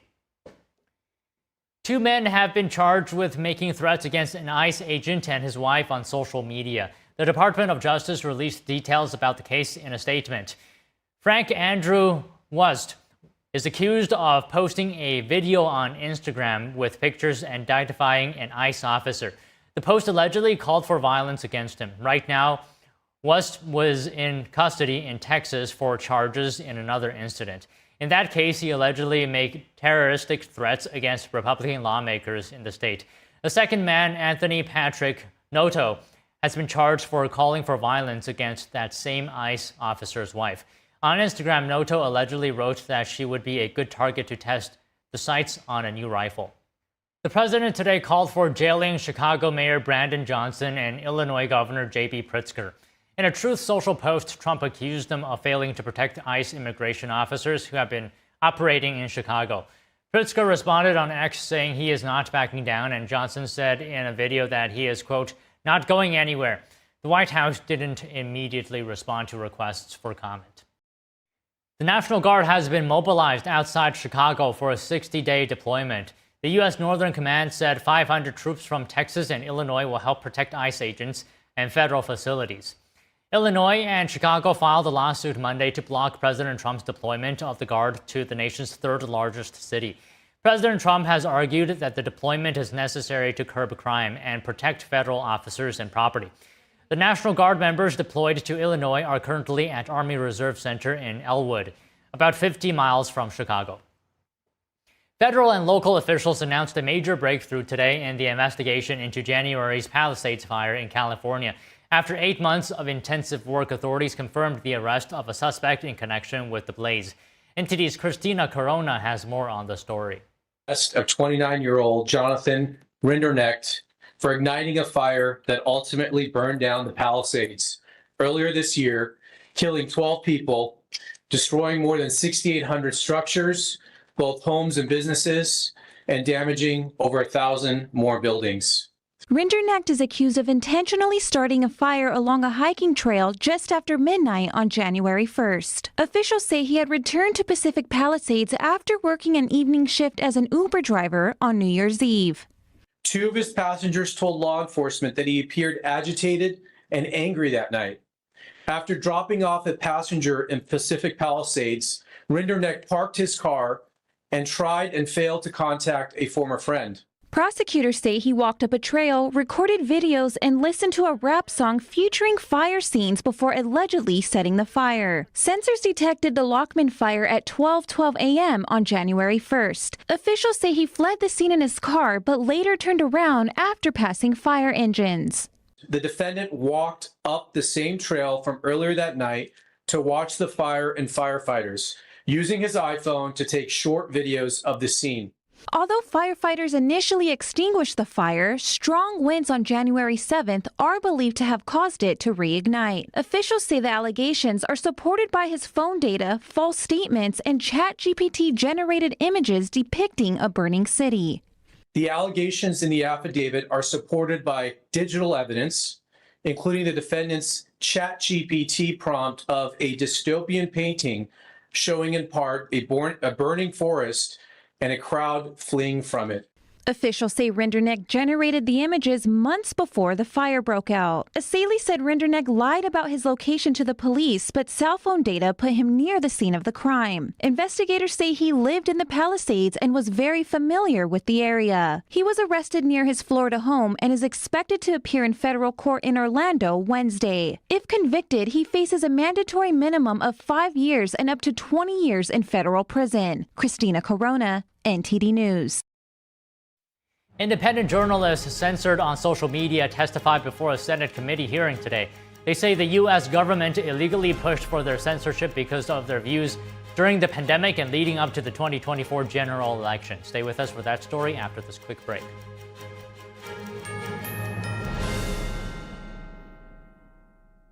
Is deep-sea fish oil really healthy? Due to pollution in the oceans, most fish contain heavy metal elements and radioactive substances. That's why it's so important to choose a pure source of omega-3. Puritan Green Vegetable Omega-3 is made from purslane and perilla seeds, which are rich in nutrients and minerals. It effectively improves brain power and is beneficial to the heart's health. Puritan Green Vegetable Omega-3. Eat 2 a day and you'll feel brand new. Kids love it. Parents trust it. Obviously. Explore GJW Plus Kids Series and Ganjiang Campus courses led by expert educators. This is spectacular. Children will learn values like respect, responsibility, and knowledge in language, science, and more. Wow. All while having fun. Perfect. Subscribe today at GJW Plus Kids, where learning meets fun.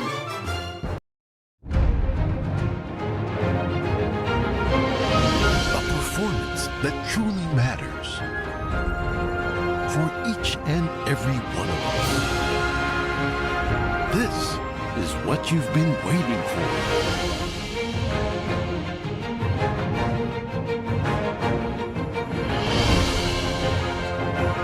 Shen Yun. Get tickets now at shenyun.com. For 65 years, Mathis Home has been helping you create the room of your dreams at great values. Come celebrate with anniversary savings store-wide. Check out their amazing selection of upholstered beds. Here's a hot buy. This modern queen bed is covered in a soft, luxurious fabric. It's available in 2 colors for just $5.99. There's over 100 bedrooms in stock, so you're sure to find the style just right for you with fast, free delivery. Come celebrate with 65th anniversary savings at your furniture superstore, Mathis Home. Amazing grace, how sweet the sound that saved a wretch like me.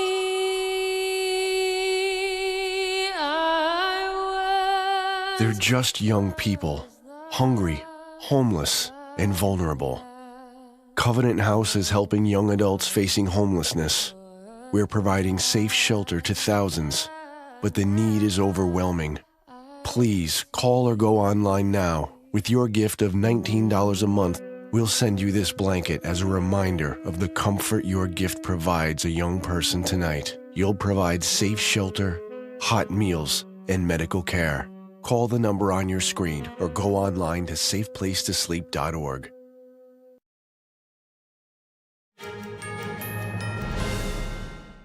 A Senate committee today examining the U.S. government's role in censorship on social media. Posts were censored under the Biden administration during the pandemic and leading up to the last presidential election regarding the Hunter Biden laptop story. NTD's Washington correspondent Jack Bradley joins us. Jack, good afternoon. What came out of the hearing?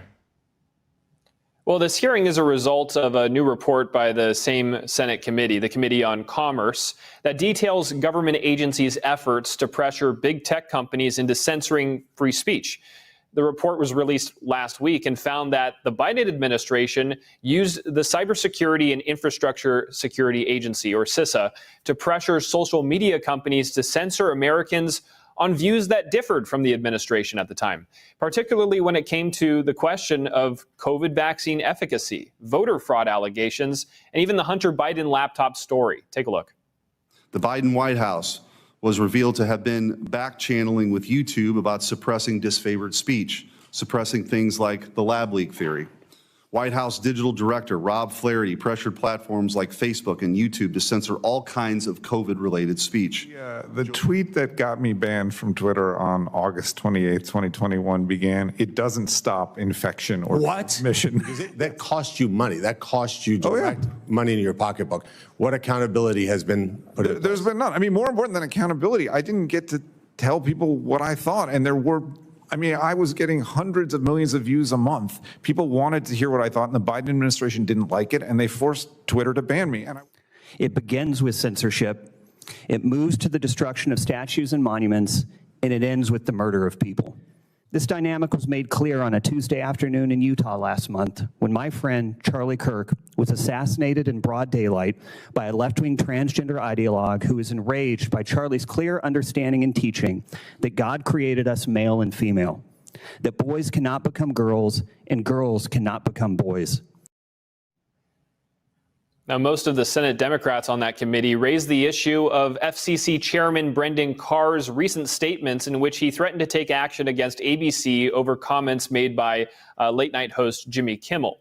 That's because Jimmy Kimmel accused the suspect involved in the assassination of Charlie Kirk, whose name is 22-year-old Tyler Robinson, of being a MAGA Republican, even though authorities said otherwise. Take a look. And just a few weeks ago, we witnessed a deeply troubling episode, the FCC chairman demanding ABC take immediate action against Jimmy Kimmel for tasteless remarks. Yet we're wasting time here trying to distract the American people with old emails from the Biden administration while Chairman Carr turns the FCC into the Federal Censorship Commission.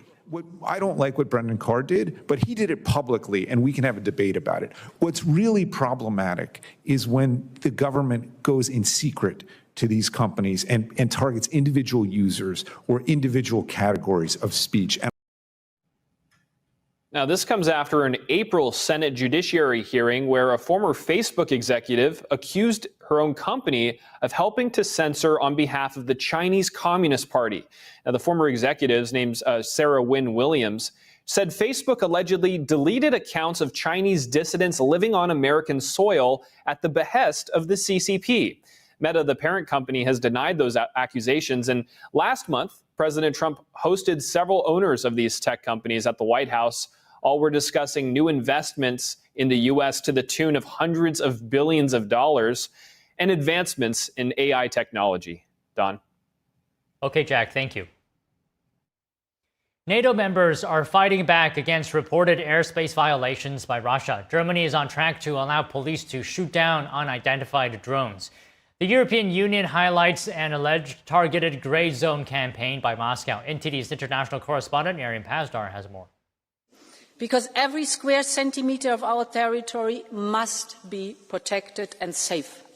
The president of the European Commission, Ursula von der Leyen, says Russia is waging a targeted grey zone campaign against Europe. This includes airspace violations as well as sabotage and cyber attacks. According to von der Leyen, those will only escalate if the Kremlin is not challenged. This comes after NATO members Germany, Belgium, Poland, Estonia and Romania all reported recent incursions. Some of them directly blame Russia. One incident may be a mistake. 2 incidents a coincidence. But 3, 5, 10. This is a deliberate and targeted grey zone campaign against Europe. And Germany's cabinet, meanwhile, allows police to shoot down unidentified drones. Other methods available to down drones include using lasers or jamming signals to sever control and navigation links. We are creating the possibility for the federal police to use all appropriate technical means against the drones. The new law is now awaiting approval from the German parliament. And a top Russian diplomat says the momentum to find a peace deal to end the fighting in Ukraine has been exhausted. According to the diplomat, this is the result of destructive activities, primarily by the Europeans. President Trump recently announced that the US will ramp up its support to Ukraine to fight back, since Russia doesn't seem to actually be seeking peace. Arian Pazdar, NTD News. Thank you for watching NTD Newsroom. I'm Don Ma. We'll be back after this short break. And remember to watch NTD Evening News at 6 p.m. Eastern, 3 p.m. Pacific.